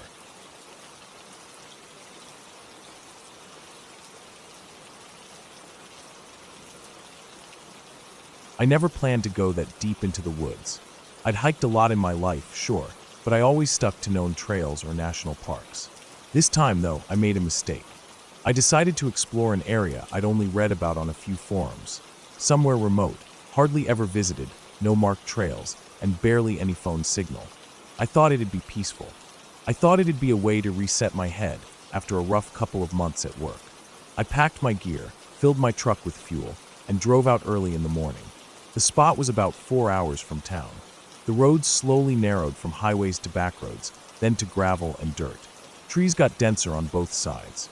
By the time I reached the end of the road, if you could call it that, it was nearly noon. I parked near a dry stream bed, grabbed my backpack, locked up the truck, and stepped into the forest. The first few hours were beautiful.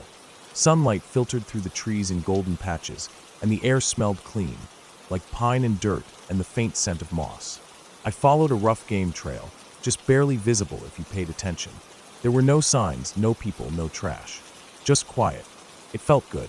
The noise in my head started to settle down. I hiked for about 6 miles before I found a decent clearing. It was flat, tucked between 2 small ridges, and surrounded by old trees with thick roots. I set up camp, pitched my tent, gathered wood for a fire later, and checked my gear.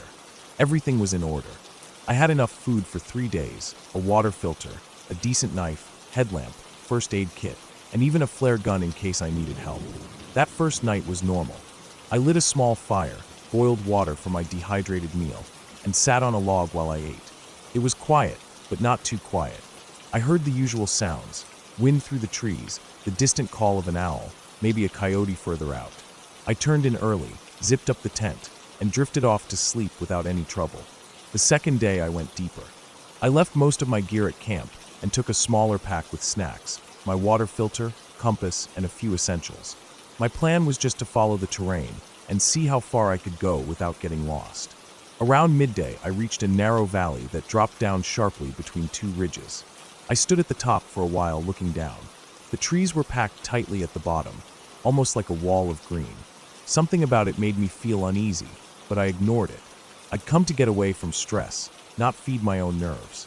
I went down the slope carefully, grabbing tree trunks and roots to keep from sliding. The ground was soft and covered in leaves. At the bottom, it was cooler. The sun didn't reach through as well, and the air felt heavier. I wandered for a while, but didn't go much further. Eventually, I turned around and climbed back up. By the time I got back to camp, it was late afternoon. That night, things changed. After eating, I sat by the fire again. The wind had died down, and it felt more still than the night before. I noticed fewer animal sounds. No owls, no distant howls. Just the crackle of the fire. I remember thinking it felt too quiet, like everything had gone somewhere. I tried to shrug it off. I put out the fire and crawled into my tent. The fabric walls blocked most of the view, but I left the rainfly half open for air. I lay there for a long time, staring at the dim shape of the trees outside. Then, sometime after midnight, I heard something. It was footsteps. Not fast or loud, but steady. Crunch, pause. Crunch, pause. Moving through the underbrush, maybe 50 feet from the tent. I held my breath. My first thought was that it might be a deer, or maybe a bear. I sat up slowly and reached for the knife I kept by my sleeping bag. The sound moved closer. Crunch. Pause. A branch snapped. Not loud, but close. I didn't move. I just listened. Whatever it was circling the camp. I heard it move to one side, then behind me, then further out again. It never came right up to the tent. Just stayed at that distance. I stayed frozen, holding the knife, until the sounds finally faded. When morning came, I got up and walked the perimeter of my camp. I didn't see anything obvious. No tracks, no broken branches. But the air still felt wrong. Heavier. Like something had shifted. I packed my day bag again, but this time I stayed closer. I didn't want to go back down that valley. I followed the ridge instead, keeping my bearings tight. After a few hours, I turned back and returned to camp early. I sat by the cold fire pit, sharpening my knife, trying not to let my imagination get the best of me. That evening I made sure everything was secured. Food bag hung high in a tree. Fire out. Tent zipped. I crawled into my sleeping bag early and tried to sleep, but I kept waking up. Every time I thought I heard a sound, something snapping or rustling, I'd freeze and listen, but it always went quiet. I don't think I got more than a few hours of broken sleep. The next morning, I made a decision. I was going to leave a day early. I didn't feel safe. Something wasn't right, and I didn't want to risk it. I packed up quickly, made sure I left no trash or trace, and started back the way I came. I only made it about 2 miles before I realized I wasn't alone. I was moving fast, following the rough trail I'd come in on. Trees were familiar, landmarks looked the same, but something felt off. I kept stopping to listen. I had the sense someone, or something, was behind me. Not close, but not far either. I never heard definite footsteps, just little things, twigs snapping, leaves rustling, faint movement behind tree trunks. I didn't see anyone, but I felt it. That crawling pressure on the back of your neck when you know you're being watched. I sped up. My heart was pounding, and I kept checking behind me. Still no one. Still that feeling. I told myself I was being paranoid, but I didn't stop. I just kept moving, forcing myself to put one boot in front of the other. Then I heard it. A cough. It was quick, low, and muffled, but definitely human. Not an animal. Not wind. A dry, low cough from maybe 30 yards back. I stopped cold. My chest went tight, and I stood there, breathing shallow, listening. Nothing. Total silence again. I didn't run, but I walked faster. Almost jogging. I didn't want to make noise, but I didn't care anymore. I just wanted to reach the truck. After another hour, I finally saw the clearing through the trees. The old dried-out stream bed. My truck, parked in the same spot. Relief hit me hard. I jogged the last stretch, dropped my pack in the bed, and grabbed the keys. I looked back once before getting in. The tree-line was still. Nothing moved, but I didn't shake the feeling. I drove off without taking another step into those woods. But that wasn't the end. A few days later, when I was home and trying to forget it, I noticed something. I was going through my backpack to clean it out and restock what I'd used. One of the side pockets was unzipped. I never leave it that way. Inside was my emergency space blanket, folded, but not the way I pack it. It looked like it had been unwrapped and stuffed back. Then I found my spare water filter. It was wet. I hadn't used it. I used the other one, kept in the top pouch. My stomach dropped. I sat there for a long time, holding it, trying to explain it. Maybe I made a mistake. Maybe I used it and forgot. But I knew I didn't. I know how careful I am when I pack and unpack. Someone had opened my bag. Someone had touched my gear. Someone had been in my camp, and I had never heard them. I threw the whole pack into storage and haven't touched it since. I still hike, but only in known areas, only on real trails, and only when I'm not alone. What got to me wasn't what I saw. I never saw anything. No monster, no ghost, no masked figure with a knife. What got to me was how quiet it all was. How careful. How someone could get that close, move through my camp, touch my things, maybe watch me sleep, without ever making a sound I could catch. They were good at it. Too good.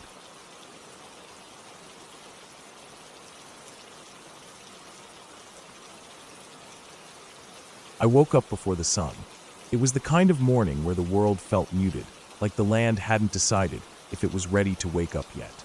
I sat at the edge of my bed in the small cabin I had rented deep in the Smoky Mountains. There was no signal, no Wi-Fi, and barely any signs of other people for miles. That was the point. I had needed to get away from the city, from people, from everything. The news cycle, the noise, the traffic, even just the constant chatter of day-to-day life. I needed quiet. The cabin was simple.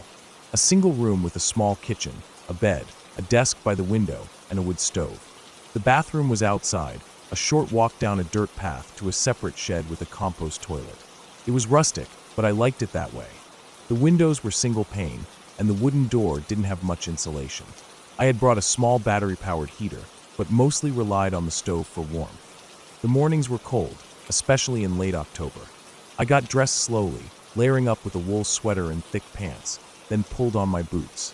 I made coffee using a metal percolator and stood by the window while it brewed. The view outside was just endless trees, mostly leafless now, dark trunks twisting up toward the gray sky. There was still a bit of frost clinging to the grass. I watched a squirrel hop from one branch to another and vanish into the woods. After breakfast, I grabbed my backpack, filled a thermos, packed a sandwich, and decided to head out for a long hike. I had a paper map from the visitor center and had spent the last few days exploring different parts of the trail network. I picked a new loop today, one that went further north and cut through some dense forest. I liked getting off the beaten path, but I still marked my trails with chalk on tree bark to avoid getting turned around. I also kept a whistle and a compass with me just in case. The trail started off easy, a wide dirt path that wound through gently sloping hills and passed over a shallow stream. The air smelled like wet leaves and cold earth. I walked for a while, maybe an hour or so, before I reached the thicker part of the forest. This area hadn't seen much maintenance.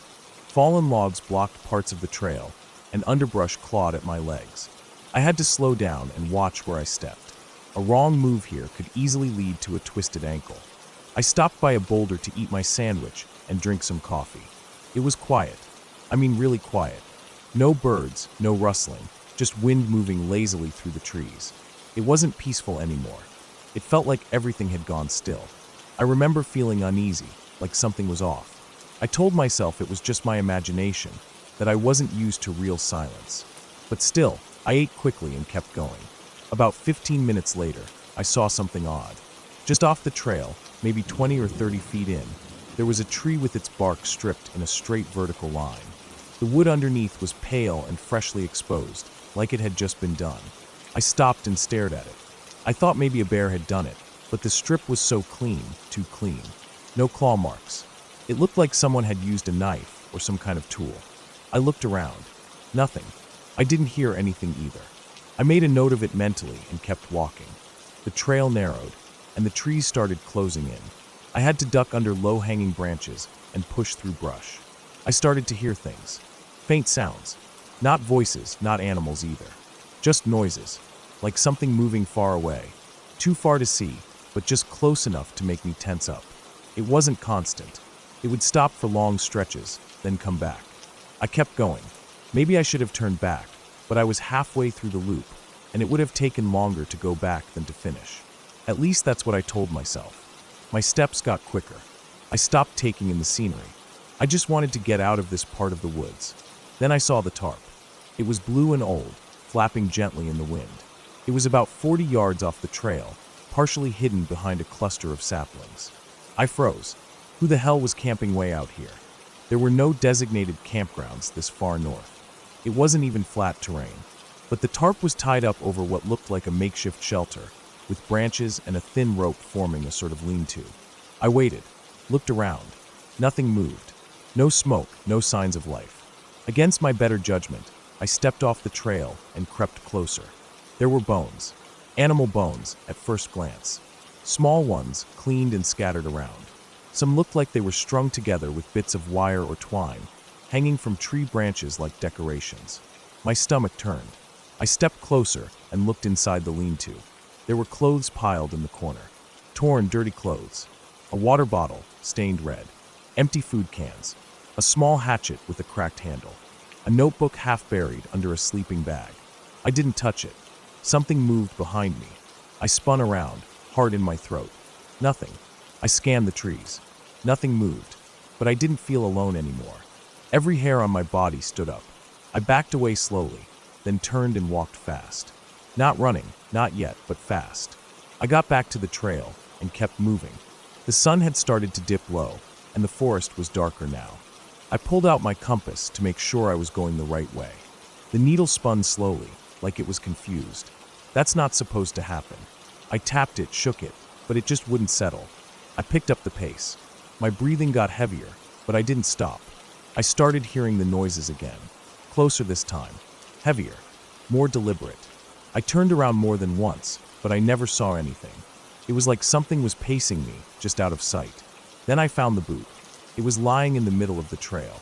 Worn leather, torn laces, the toe bent upward like it had been yanked off. I stopped dead, looked at it, then looked around again. There was no reason a boot should be out here, not in the middle of the trail, not like that. I backed away from it and kept walking. Soon I was practically jogging. My legs burned, and I tripped over roots more than once.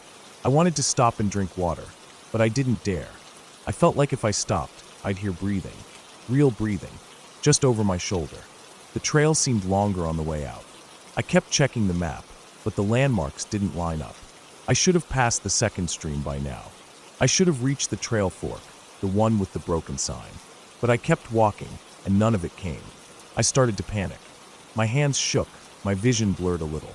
I stopped and tried to steady myself. I looked back. There was something. Not a person. Not clearly. Just a shape. Way down the trail. Standing still. I blinked. It was gone. Or maybe it had stepped behind a tree. I couldn't tell.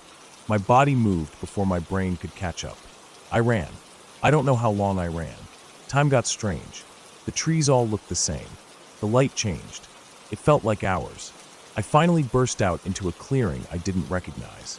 It was flat, open, surrounded by dense forest. I collapsed onto my knees and tried to get my bearings. I didn't know where I was. My map was useless now. Nothing matched. I thought about climbing a tree, trying to get a view, but I was too tired. I sat there, breathing hard, until I heard a stick snap behind me. I didn't look. I just got up and ran again. This time, I didn't stop until I hit a gravel road. Not a trail. A road. I don't know how far I had gone. It wasn't on the map, but I saw tire tracks, old ones, and figured if I followed them, they'd lead somewhere. They did. About a mile down, I saw a rusted metal gate, and beyond it, a dirt path leading up to an old fire lookout station. It looked abandoned. The windows were cracked, and the door was hanging open. But I went inside anyway. It was shelter. I locked the door with a stick wedged under the handle and collapsed onto the dusty floor. I stayed there until morning. I didn't sleep. When the sun came up, I felt safe enough to move again. I followed the road all the way down the mountain. It took hours, but eventually I found a ranger station. I didn't tell them everything. I just said I got lost and found a strange campsite. They sent someone to check it out. I left that same day. A week later, someone called me. Said they had found the lean-to, but nothing else. No bones. No clothes. No tarp. Nothing. Like it had never been there. I haven't been back to those woods since.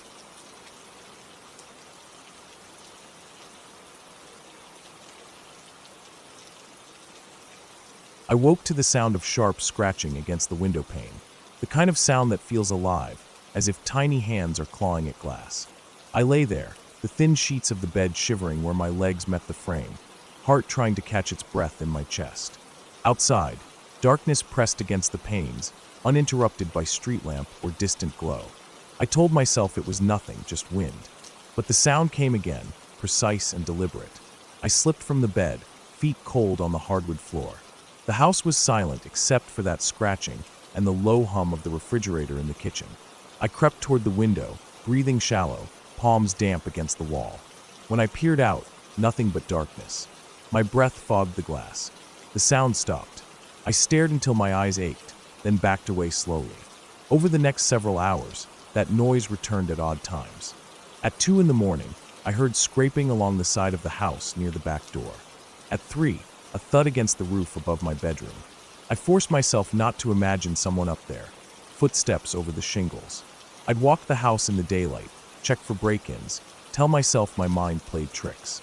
But I barely slept. I started to notice small signs. A scuffed shoe print on the mud by the porch, too large to be mine. A sliver of torn fabric stuck on the latch of the basement window.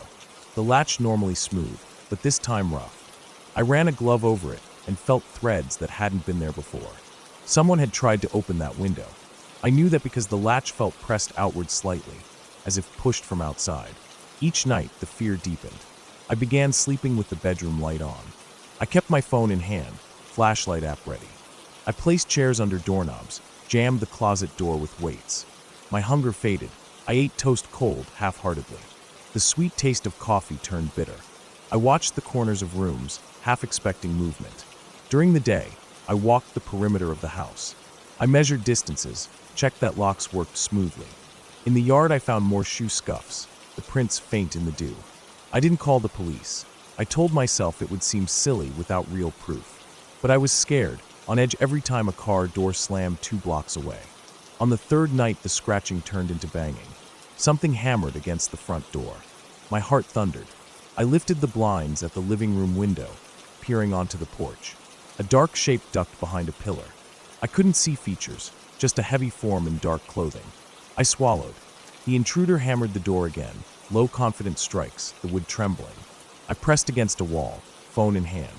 I dialed 911 with trembling fingers, whispered yes into the line as the operator asked questions. The operator stayed on the phone, telling me police were coming. I counted off seconds as the shape crept around the side of the house. I watched the light of the hallway flicker as footsteps passed behind me. I dared not move. Eventually the pounding stopped. Silence pressed in. I stayed on the phone, voice trembling. Outside, I heard a soft rustling as footsteps moved away. Then nothing. I waited for sirens, but none came. My phone battery died. I stayed on speaker without hearing anything more. Dawn arrived slow and gray. I peeked outside. No sign of broken wood, no footprints on the porch. I felt empty and worn. At breakfast, I forced down oatmeal. I looked out the kitchen window at the backyard. The grass was limp from dew. No footprints, no damage. I felt I was losing my mind, maybe imagining it all.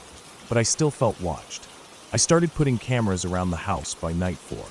I found cheap ones online that sent video to my phone. I hung one near the front door, another pointed at the basement window, a third in the backyard, all connected to motion alerts. I left lights on outside. I slept in clothes in case I needed to run. Night came again. At midnight, my phone buzzed. Motion detected at the backyard camera. I looked at the live feed. A tall figure moved near the hedge at the edge of the lawn. They wore dark clothes, head bent low. The figure bent closer to the basement window, placed a gloved hand on the frame, fingers clasped around the edge. The window rattled, then began to open slowly. I felt a wave of sick dread. I dialed 911 again, voice choking. I could make out a body entering through the window, sliding in, crouching. The window shifted, then slid back down. The figure moved into the basement. I heard movement in the video. Voices low, steps, something sliding on concrete. My heart hammered. The police came. Within 5 minutes, miles of sirens. They burst in, stormed the house, heavy boots behind me. I stayed frozen on the stairs. They secured the place.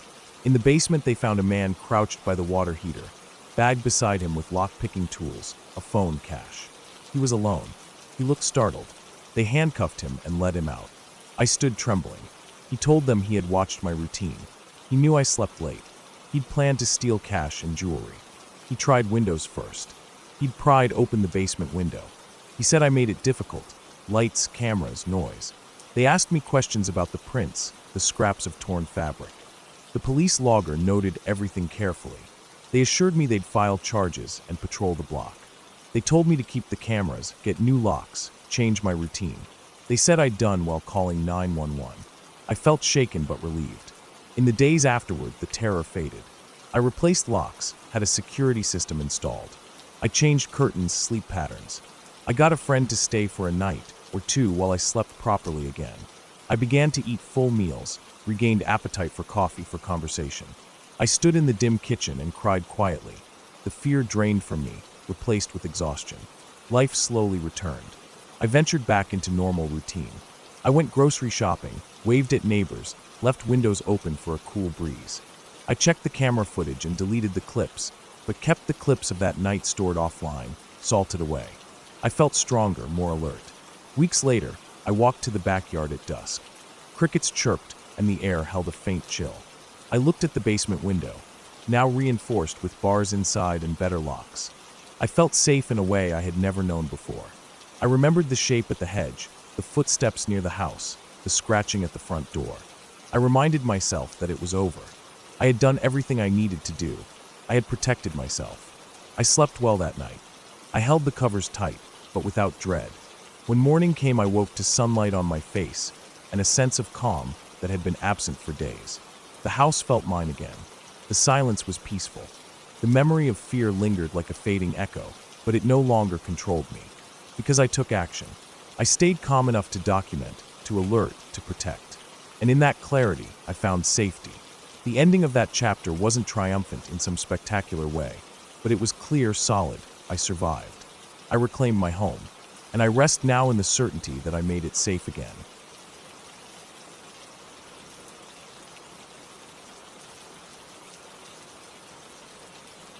I don't know why I kept thinking about that dirt road. I had passed by it so many times over the years that it was almost part of the background. No sign, no houses down it. Just a narrow trail leading off the main highway, flanked by trees thick with age. It wasn't even paved, just red clay, sometimes washed out when it rained. It veered off into nowhere, and I never saw another vehicle go down it. But that day, something about it felt different. I was on my way home from work, tired as hell, and I saw the road like I always did. Only this time, I slowed down. Something told me to check it out. Maybe it was boredom.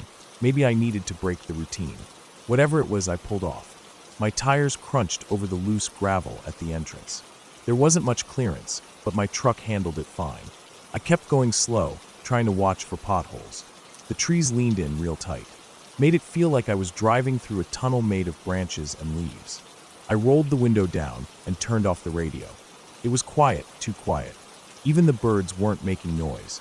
I drove for about 10 minutes. The road kept twisting, then dipping, then climbing again. I passed over a small creek with no bridge, just a slab of concrete, then past a clearing where the trees had been cut down long ago. Logs still lay rotting there. Then the road started narrowing.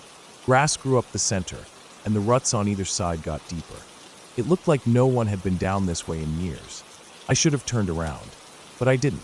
I kept thinking maybe there was a cabin or something at the end. Maybe it led to a hunting area or old farmland. I don't know what I expected.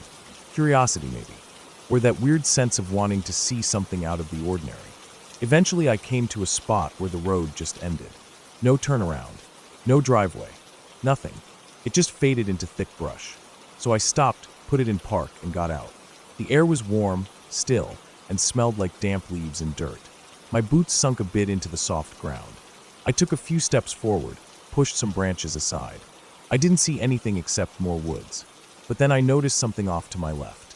A fence. It was old and almost completely covered in vines.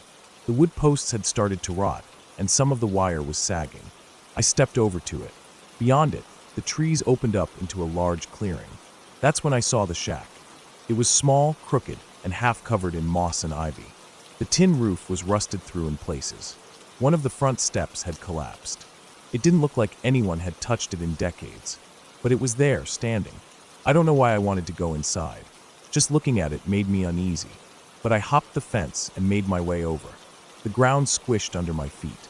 I felt like I was walking through a place that had been forgotten for too long. I reached the shack and tried the door. It opened easy. No creaking, just a soft push. The air inside smelled worse. Mold, rotted wood, maybe something dead. I stepped in careful. The floor dipped under my weight but held. There wasn't much inside. A broken chair, an old mattress with no springs, and a small table with a rusted-out lantern on top. That should have been it. I should have taken a look, nodded, and gone back to my truck. But I saw another door in the back. Half open. Looked like a closet or maybe a pantry. I moved over slow. The moment I touched the knob, I heard something outside. A thud. I froze. Looked out through the crack between the boards in the wall. Nothing. Just trees. Still quiet. I opened the back door. Inside was a staircase going down. Now that made no sense. This shack was barely above ground. There was no reason for it to have a basement. But the stairs were there, made of cement, leading into darkness. I pulled my phone out, turned on the flashlight, and started down. The air got colder and heavier. It felt thick, like I was walking into a cave. The smell down there was something else entirely. It wasn't just mold. It was sharp, metallic. Blood, maybe. My stomach turned. At the bottom of the stairs was a dirt floor. The walls were cement blocks, damp and stained. There were some shelves against the wall, holding old jars of who knows what. One had a cloudy liquid inside with something floating in it. I didn't look close. I moved the light around the room. That's when I saw the second door. Metal, bolted, with a latch on my side. Someone had sealed it shut. I stared at it for a while. My body felt tense, like my brain was screaming at me to go back up. But something was pulling me in. I undid the bolt and opened the door. There was a small room on the other side, smaller than a bathroom, just enough space for one person to sit. And in the center of the room was a chair. Steel, bolted to the floor. Leather straps on the arms and legs. A chain hanging from the ceiling. That's when my brain caught up. This wasn't just an old shack. It was used for something.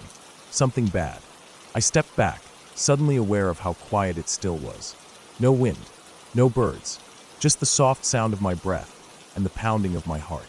I shut the door, bolted it again, and backed out of the basement. When I got back to the top of the stairs, I heard it again. A thud. This time it was closer. Outside the shack. I moved to the front window and peered out. I didn't see anything at first. Then near the edge of the tree line, something moved. It wasn't a person. It was too low to the ground. Crawling. I squinted, trying to make it out. But it slipped behind a tree. I grabbed my keys and ran. I didn't look back. Didn't care what was out there. I jumped the fence, nearly fell on my face, and sprinted through the brush back to my truck. When I got there, the driver's side door was open. I had locked it. I was sure I had. The seat was pushed back. The glove compartment was open, and there were muddy handprints on the dashboard. I slammed the door shut, locked it, and started the engine. My hands were shaking so bad I almost dropped the keys. I threw it in reverse, nearly hit a tree turning around, and sped out of there. The whole way home, I kept checking the rear view. Nothing followed me. Nothing came out of the woods. But I couldn't stop thinking about the chair. About what that shack had been used for. About what I saw crawling in the trees. That night I barely slept. Every sound made me jump. I kept the lights on. I kept the windows shut. And I kept telling myself not to go back. But the next day, I drove back out there. I don't know why. Maybe I needed to make sure it was real. Maybe I thought I had imagined it. That it was just some weird fever dream from being overtired. But when I got to the turnoff, the road was gone. I drove up and down the highway for half an hour. I knew exactly where it had been. I had marked it in my head. But there was nothing. No trail. No broken branches. Just trees. I even pulled over and walked into the woods where it should have been. Nothing. Just thick brush and trees, and the sound of birds chirping like normal. No shack. No fence. No clearing. I thought maybe I had taken a different road by accident the day before. But I checked the map. There were no other roads like that for miles. So now I don't know what to think. It wasn't a dream. I know what I saw. I still have the dirt on my boots. I still have the scratches from pushing through those branches. But that place, it's gone. And sometimes when I sit in my truck, I think about the seat being pushed back. The glove box open. Those muddy prints. Like someone had been waiting, watching. And I keep wondering what would have happened if I had stayed longer. Or if I had opened that metal door just a few minutes later. Or worse, if I had gotten back to the shack and the door was already closed again.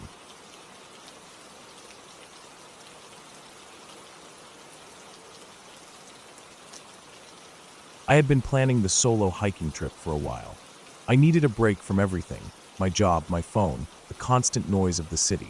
I picked a spot about 5 hours north of where I lived.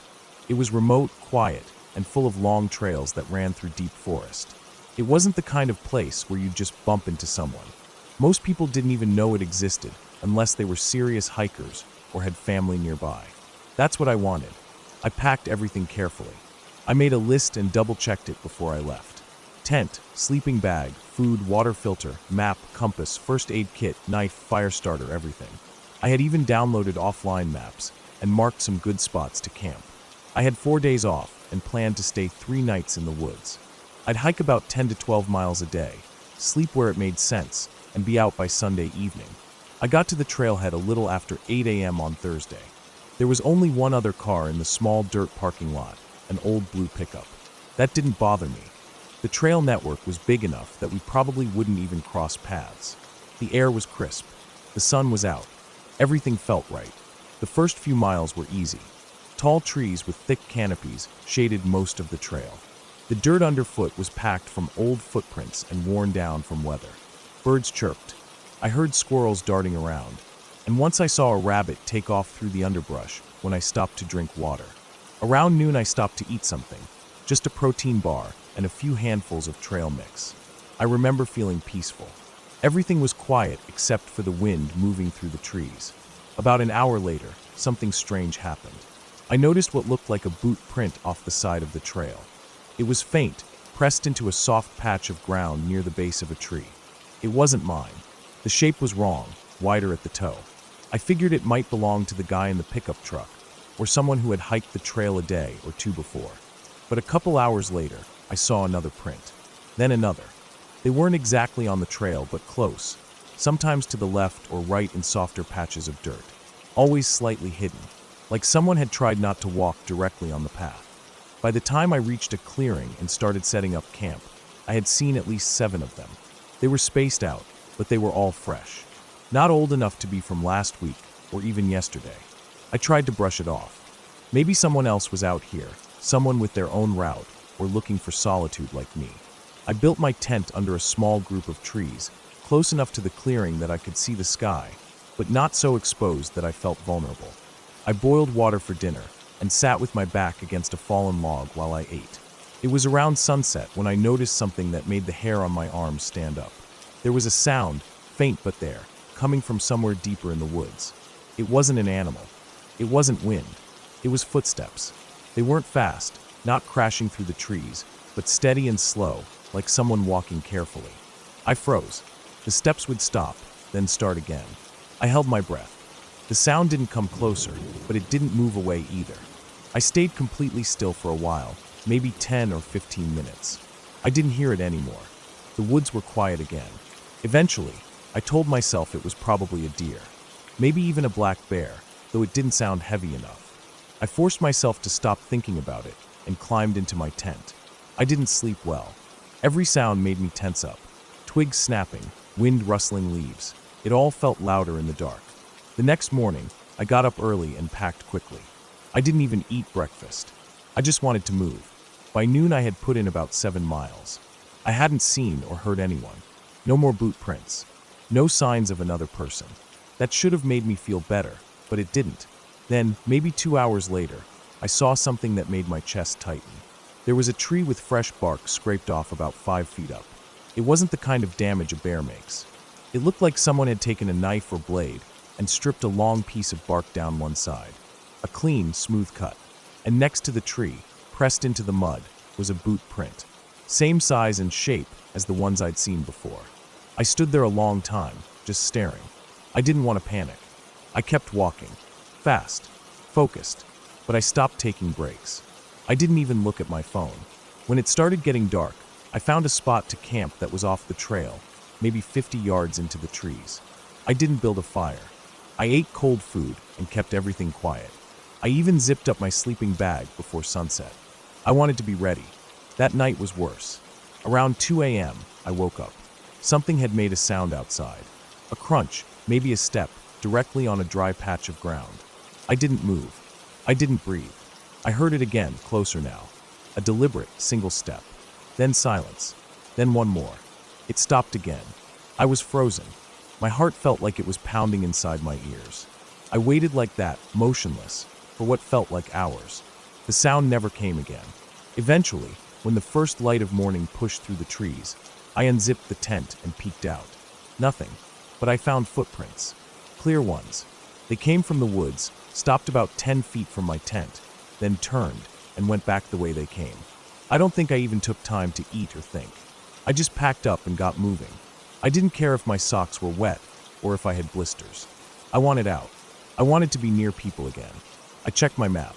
The fastest way back to the parking lot was to follow the trail east for another 10 miles. It would be tight to make it before dark, but I didn't want to spend another night out there. The whole day I was on edge. Every crack in the woods made me spin around. I stopped to listen every few minutes. At one point, I swear I heard someone moving parallel to me, off trail, keeping pace. They weren't trying to hide, but they weren't trying to be seen either. I never saw them. I never heard a voice, but the pattern was too perfect. When I sped up, it sped up. When I slowed down, it did too. By the time I reached the parking lot, the sun had just dipped behind the trees. I half expected the blue pickup truck to still be there, but it wasn't. Only my car was left. I didn't waste a second. I threw my gear in the back seat, locked the doors, and started the engine. I didn't relax until I saw the glow of the first gas station an hour later. When I got home, I took a long shower, then sat on my bed for a while. I didn't even unpack right away. For the next week, I kept checking my front door at night. I'd wake up randomly and listen. I never called the police. I didn't have a name, a face, or anything more than boot prints and sounds in the trees. What could I even tell them? I wasn't hurt. I didn't lose anything. It was just a feeling, something that lived in the space between certainty and doubt. But I know what I heard. I know someone was out there, watching. And they weren't camping. They were following.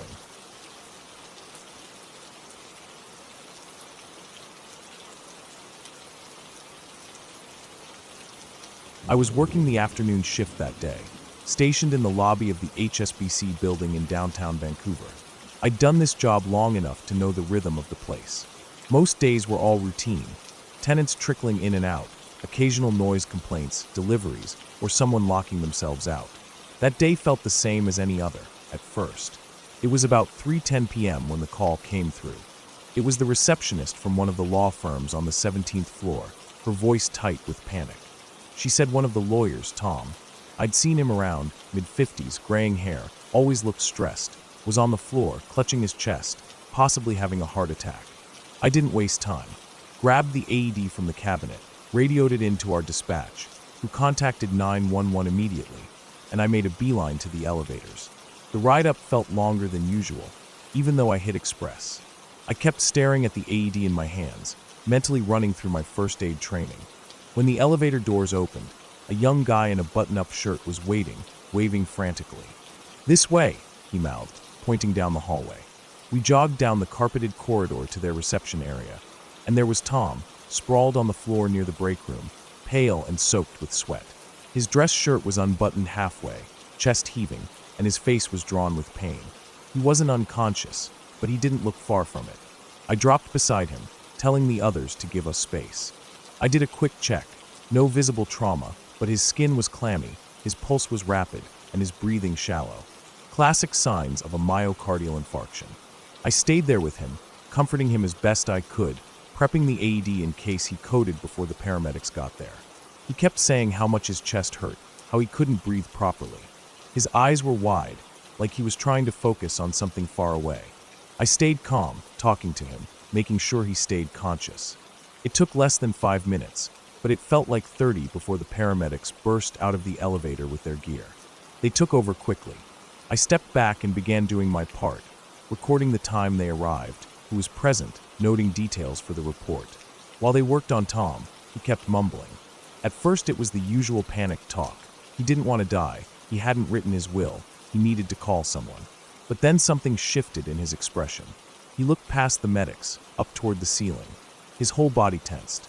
His eyes were locked on something above them, not around them, not behind them, above. Like he was seeing something coming down at him.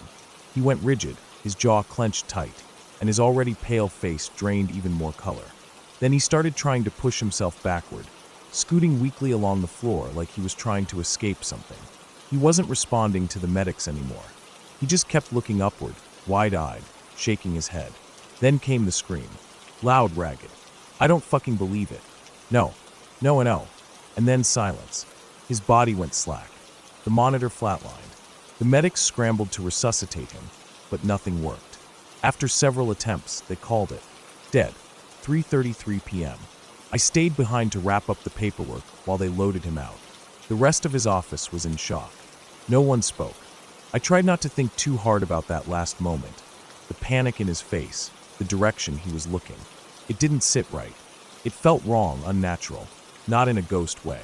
Just something about how his brain processed his last few seconds alive, like he saw something real that broke him. A memory? A realization? But I didn't dwell on it too much. You see a lot in this job. I told myself maybe it was oxygen deprivation, hallucinations. Brains do funny things under stress. I went home that night and slept heavy. Next morning, I was back in at noon for another shift. A week passed. Then something else happened. It was just after 10 p.m. on a Wednesday. I was posted at another high-rise nearby, a newly finished building, residential this time, sleek design, glass everything. Ultra-modern. It had been built where an older office tower once stood, one I vaguely remember being torn down about 3 years ago. I wasn't on regular rotation there, but the assigned guard called in sick, so I filled in. It was a quiet shift. Most residents were either out or tucked in for the night. I was doing rounds when a woman approached me in the lobby. Late 30s maybe, curly dark hair, glasses, looking exhausted. She had the look of someone teetering on the edge. She told me she'd just moved in 4 days ago, on Friday. Her apartment was on the 12th floor. Said everything was fine at first. She was unpacking, getting settled, until that night. Around 10 p.m., someone started banging hard against her door. Not knocking, banging. Like someone trying to force their way in. She called out, and the noise stopped. Nothing else happened. The hallway was empty when she looked through the peephole. Then it happened again. That same night, close to midnight, the doorknob began rattling. Like someone was trying keys that didn't work or twisting the handle aggressively. She yelled again. Silence followed. She called security, but the night guard at the time couldn't find anyone. Saturday, same pattern. Door banging. Doorknob rattling. Now it was Wednesday night, and she was fed up. I told her I'd go up with her to check things out. We rode the elevator to the 12th floor. I walked the hall first while she stayed near the elevator. It was empty, lights on, carpeted, clean. No strange sounds, no people loitering. Her door looked perfectly normal. No scratches, nothing to suggest forced entry. She opened her suite for me. Everything inside looked fresh and untouched. Still some moving boxes by the wall. I stepped in, took a look around. Nothing out of place. She thanked me, said she appreciated it. I turned to leave, stepping back into the hallway. And that's when I saw her. An old woman, standing just a foot away from the door. She had gray-white hair pulled into a tight bun, wore an old-fashioned coat, thick wool, buttoned all the way up, and some kind of faded floral skirt underneath. Her shoes looked too big, like something borrowed. Her posture was rigid. She didn't blink. Her eyes kept shifting slowly from me to the resident behind me. Not saying anything. Not moving. I froze, took a step back. I won't lie, my heart kicked into overdrive. Something about her felt off, too stiff, too quiet. But I collected myself and tried to ask if she needed help. She said she was waiting for the elevator. Her voice was flat, dull. Right then, the elevator dinged. She stepped inside. I tried to follow, just a split-second delay, but the doors closed right in my face. I stood there, blinking at the metal. I turned back to the resident and asked her to come downstairs with me to check the security footage. I thought maybe this was someone from a previous unit, a relative of a past tenant, someone with leftover access. If she still had a pass guard, it would explain how she got in.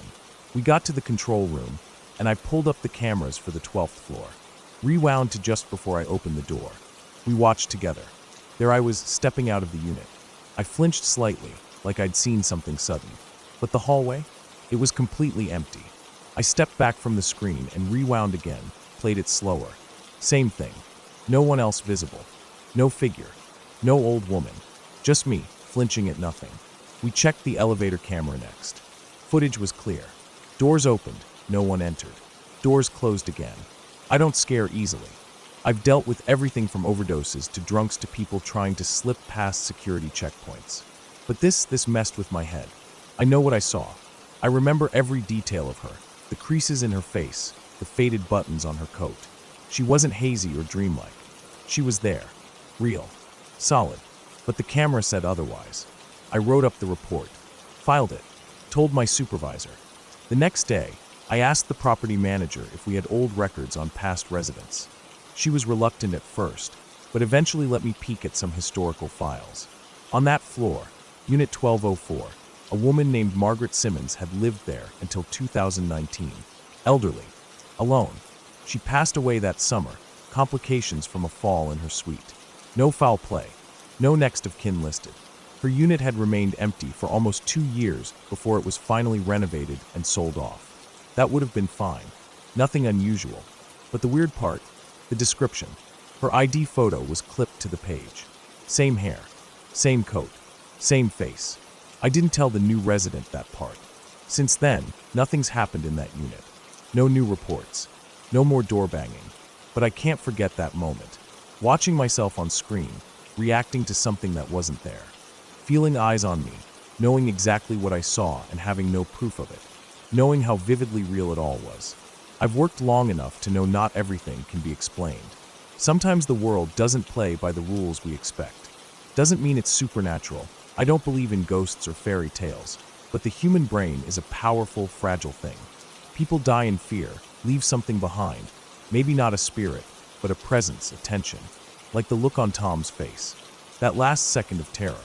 Whatever he saw, it didn't follow him. But maybe it stayed. Maybe the building remembered it. Maybe some places just hold things in the walls, in the air. Things you can't see, but you can feel. And sometimes, when you're not ready, they show themselves, even if the cameras refuse to see them. I don't tell this story often. Most people wouldn't believe it. Hell, I wouldn't either if I hadn't lived it. But I still work the downtown core. I still do rounds. And every now and then, when the hallways are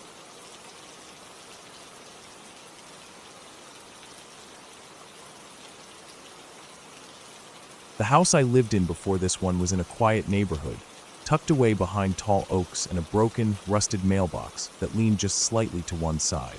It didn't look like anything special, just another worn-down 2-bedroom home on a long stretch of road that barely got traffic. The outside was plain, a little weathered, with cracked concrete steps and chipped white paint that peeled like sunburnt skin. From the outside, it didn't scream anything unusual.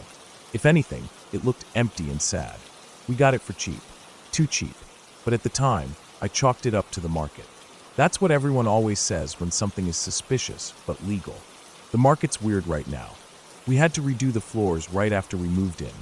Both the kitchen and the master bedroom had this soft, spongy give to them when you walked. Rotten wood. Water damage. You could smell it as soon as you opened the door. My husband at the time worked long shifts, leaving before the sun even thought about coming up. That left me in the house by myself most days. The rooms were empty, hollow, stripped to the beams. No furniture yet, no TV.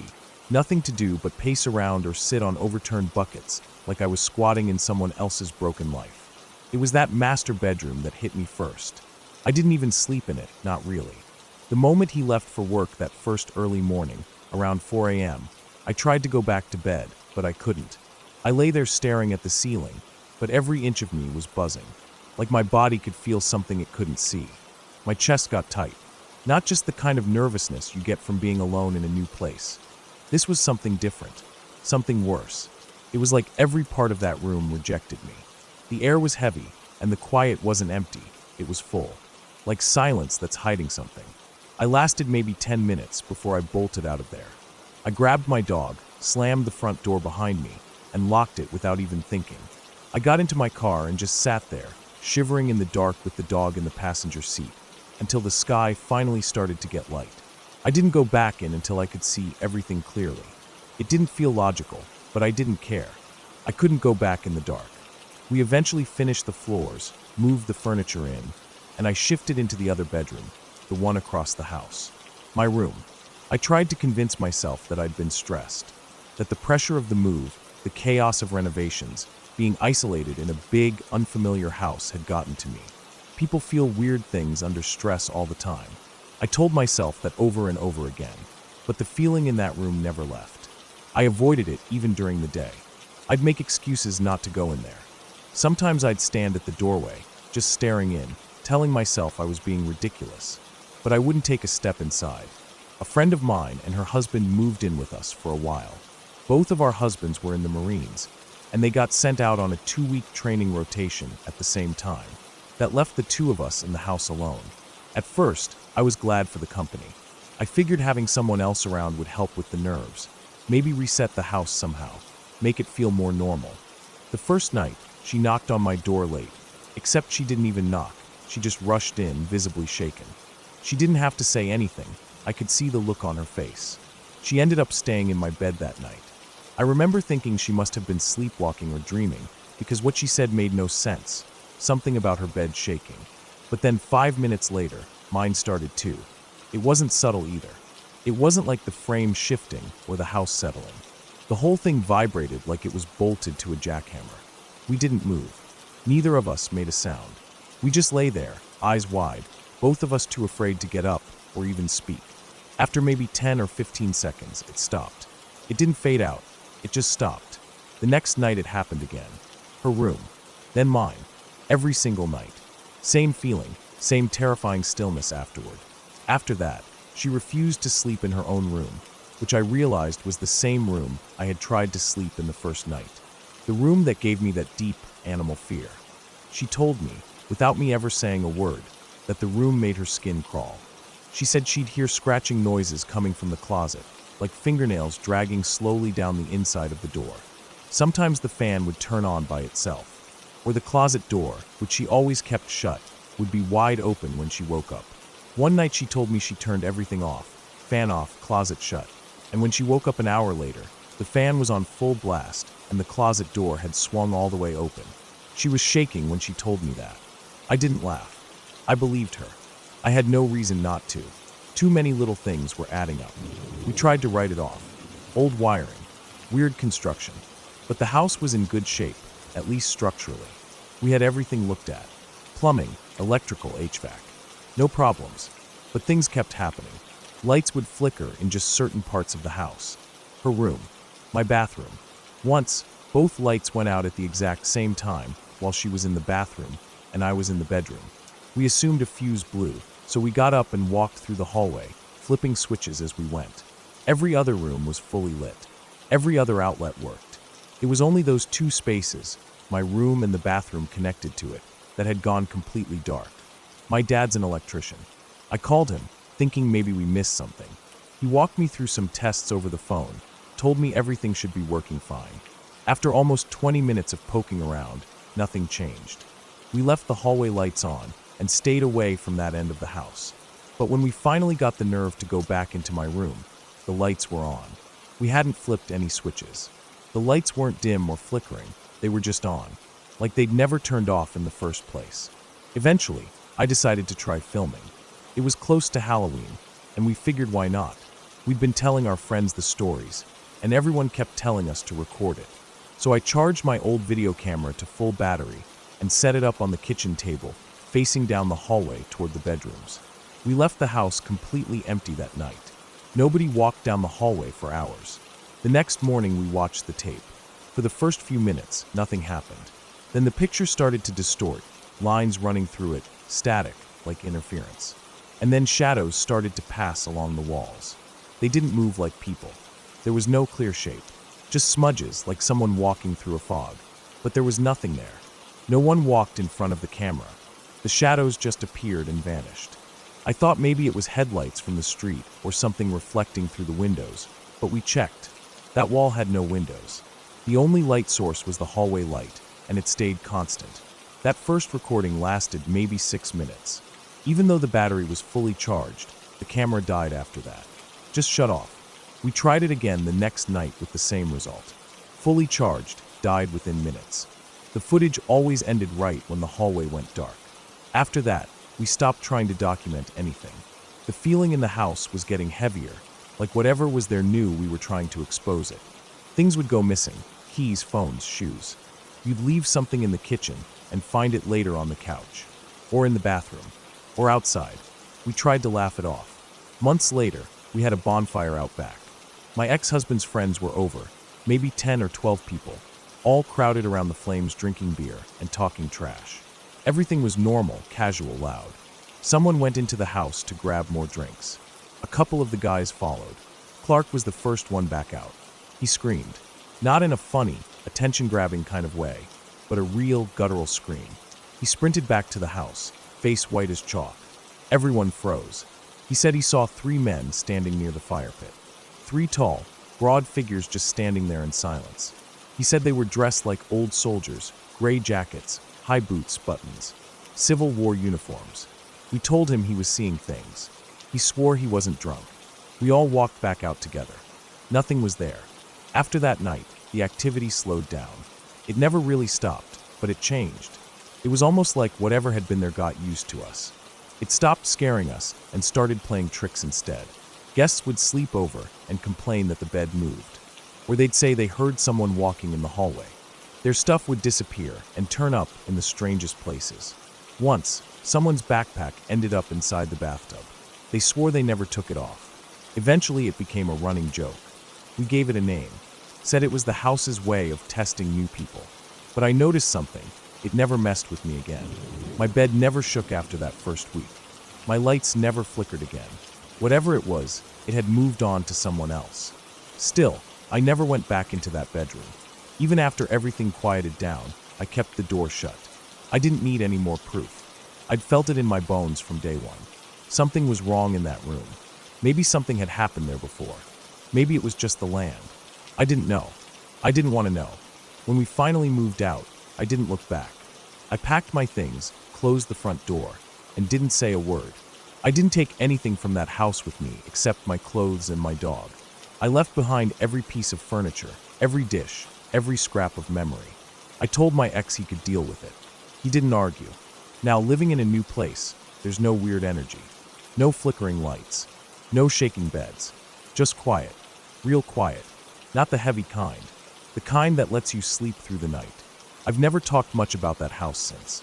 But every now and then, I still...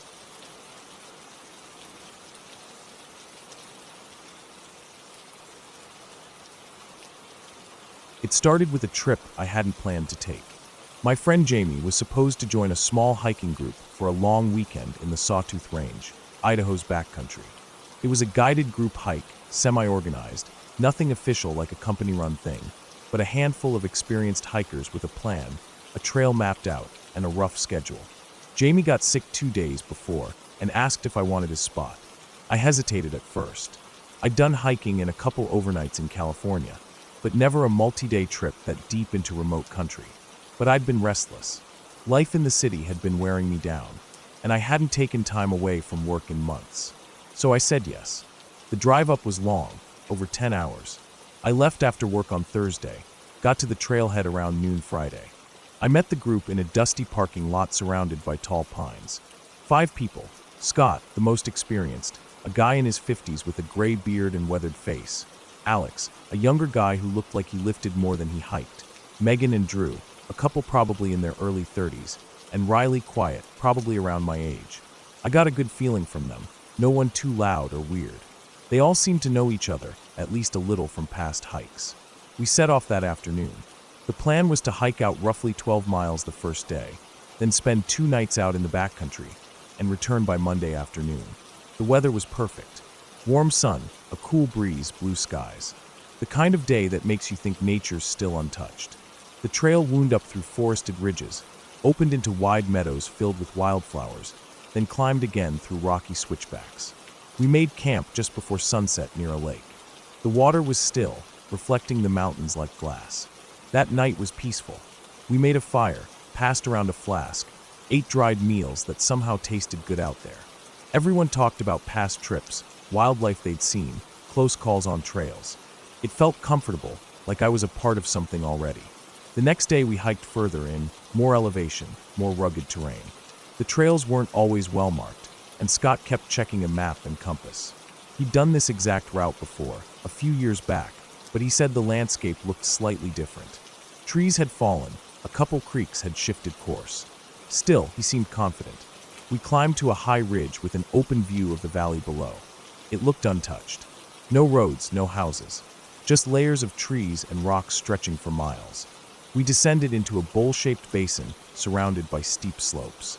A narrow stream cut through the center, fed by snowmelt from patches still clinging to the higher rock faces. That night, we made camp near the edge of the trees where the ground was soft. We pitched our tents, cooked early, and stayed up talking again. But something felt different. The air was colder, the sky darker even before sunset. It was quieter. I noticed it most when I stepped away from camp to go piss. Just this heavy silence. No wind, no bird calls, nothing. Like everything was holding its breath. The next morning, things shifted. We packed up and planned to loop around and head back north toward the trailhead, a different route that would meet back with the main trail. It was supposed to be a longer route, more scenic, with fewer steep climbs. But around mid-morning, Scott slowed down. He checked the map again, then walked off trail a few yards, looking around. He said things didn't line up right. A small ridge we were supposed to pass over didn't show up where it should have. The stream we crossed was running in the wrong direction. We kept going, trusting Scott, but I started noticing things too. Trail markers were gone. Rocks and logs showed signs of old weathering, not fresh trail maintenance. A part of me wanted to believe we were still close to the original route, just veered a bit off. But we kept walking. For hours. The sun passed its peak. My legs started to ache. Everyone got quieter. There was no trail underfoot now, just soft ground, scattered branches, and old pine needles. Finally, Scott admitted we were off course. He looked worried in a quiet way, like someone used to having control who now didn't. He said we needed to head due north, and eventually we'd hit the main trail again. We still had enough food and water. No one panicked. We agreed to push a couple more miles before setting camp. But the terrain got worse.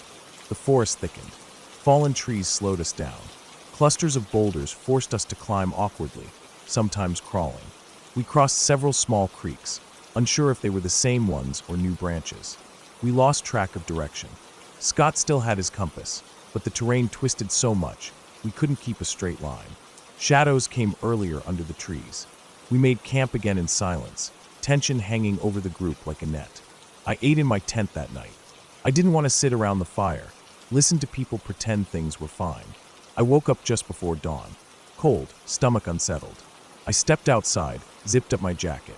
The fire pit was still. A mist hung low to the ground. That silence again, no birds, no wind, just that heavy, pressing stillness. I walked to the edge of the trees to stretch my legs, and I noticed tracks in the soft dirt. They weren't boot prints. They were narrow, long, and deep. Not quite like a bear.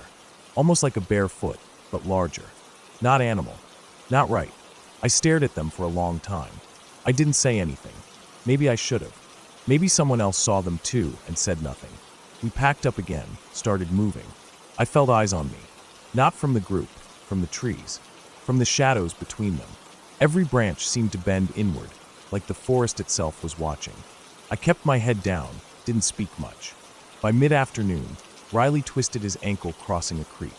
Not badly, but enough that we had to slow down. Scott decided we'd camp early, try to make a full push the next day.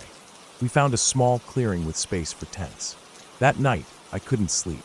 Something was walking through the trees around us. I heard it more than once. Slow steps, crunching twigs, then stillness again. I lay there, staring at the tent ceiling, heart pounding, waiting. But it never came closer. The next morning, Drew was gone. His tent was empty, unzipped halfway. His pack was still inside. Boots too. No signs of a struggle, no blood, nothing. Just gone. The group panicked. Megan cried. Scott tried to organize a search. We fanned out, calling his name, checking the area, but I already knew we wouldn't find him. You don't just vanish from your tent in the middle of the night. Not barefoot. Not without a sound. We should have turned around. Instead, we kept going. Scott said the best thing we could do was get out and alert authorities. But by then we had no signal. We hadn't for days. We pushed hard, made miles, but the terrain kept changing. Nothing looked familiar. I started marking trees with my knife. Small cuts at eye level. An hour later, I saw one of my marks again, on the opposite side of a tree. That wasn't possible, unless we were moving in circles. Megan stopped walking. She broke down, just sat down and refused to move. We waited with her, but it started getting dark again. Scott finally made the call. We'd leave our gear, pack only essentials, and move through the night. Try to get out of this place. That's when I knew something was deeply wrong, not just with the forest, but with us. That night, we hiked through dense brush, mostly in silence. Alex led with a headlamp. I followed behind, every sound feeling louder than it should have been. Somewhere ahead, a loud snap rang out. Not a twig, a thick branch. Alex stopped. We all did. I turned, scanning behind us. Then something crashed through the brush to our right. We ran. No one said anything. We just ran. I didn't look back. My legs burned. My lungs felt like they were tearing. We didn't stop until we found a dry ridge above a ravine. There we collapsed, gasping, shaking. We didn't speak until morning. Scott was gone too. Only 3 of us left now. Me, Megan, and Riley, who barely spoke. We were down to 1 filter and half a day of food each. No real idea where we were. My hands shook constantly. I started seeing things in the corners of my vision. Branches that looked like limbs, shadows that moved when I didn't. I wasn't sleeping anymore, not really. We followed a river, hoping it would lead to lower ground. That's when we saw the cabin. It looked abandoned, but intact. Built from old logs, half covered in moss, with a metal roof rusted from decades of rain. We approached cautiously, checked the door. It was unlocked. Inside, it was dusty but dry. A cot, an old stove, a broken table, and a trapdoor in the corner. We stayed the night there. Took shifts sleeping. I woke to Megan shaking me. She heard footsteps outside. Slow, deliberate. But when I listened, nothing. I wanted to scream. In the morning, the sun came out full. For the first time in days, we saw open sky. Birds chirped again. It felt like a curse lifting. We left the cabin and followed the river again, this time downhill. Hours later, we saw a dirt road. Faint tire tracks. I cried when I saw them. I didn't care if it was 30 more miles. We'd follow it. Late that evening, a white truck came up the road. A forestry worker heading out to check fire danger. We must have looked like hell, dirty, exhausted, wide-eyed. He gave us water, then radioed for help. We told him about Drew and Scott. He said search teams would be sent. They never found them. Not even a shred of clothing. No tracks. No blood. Nothing. We were told we must have gotten turned around. Panic set in, and they wandered off. I knew that wasn't true. I didn't believe it then, and I don't now.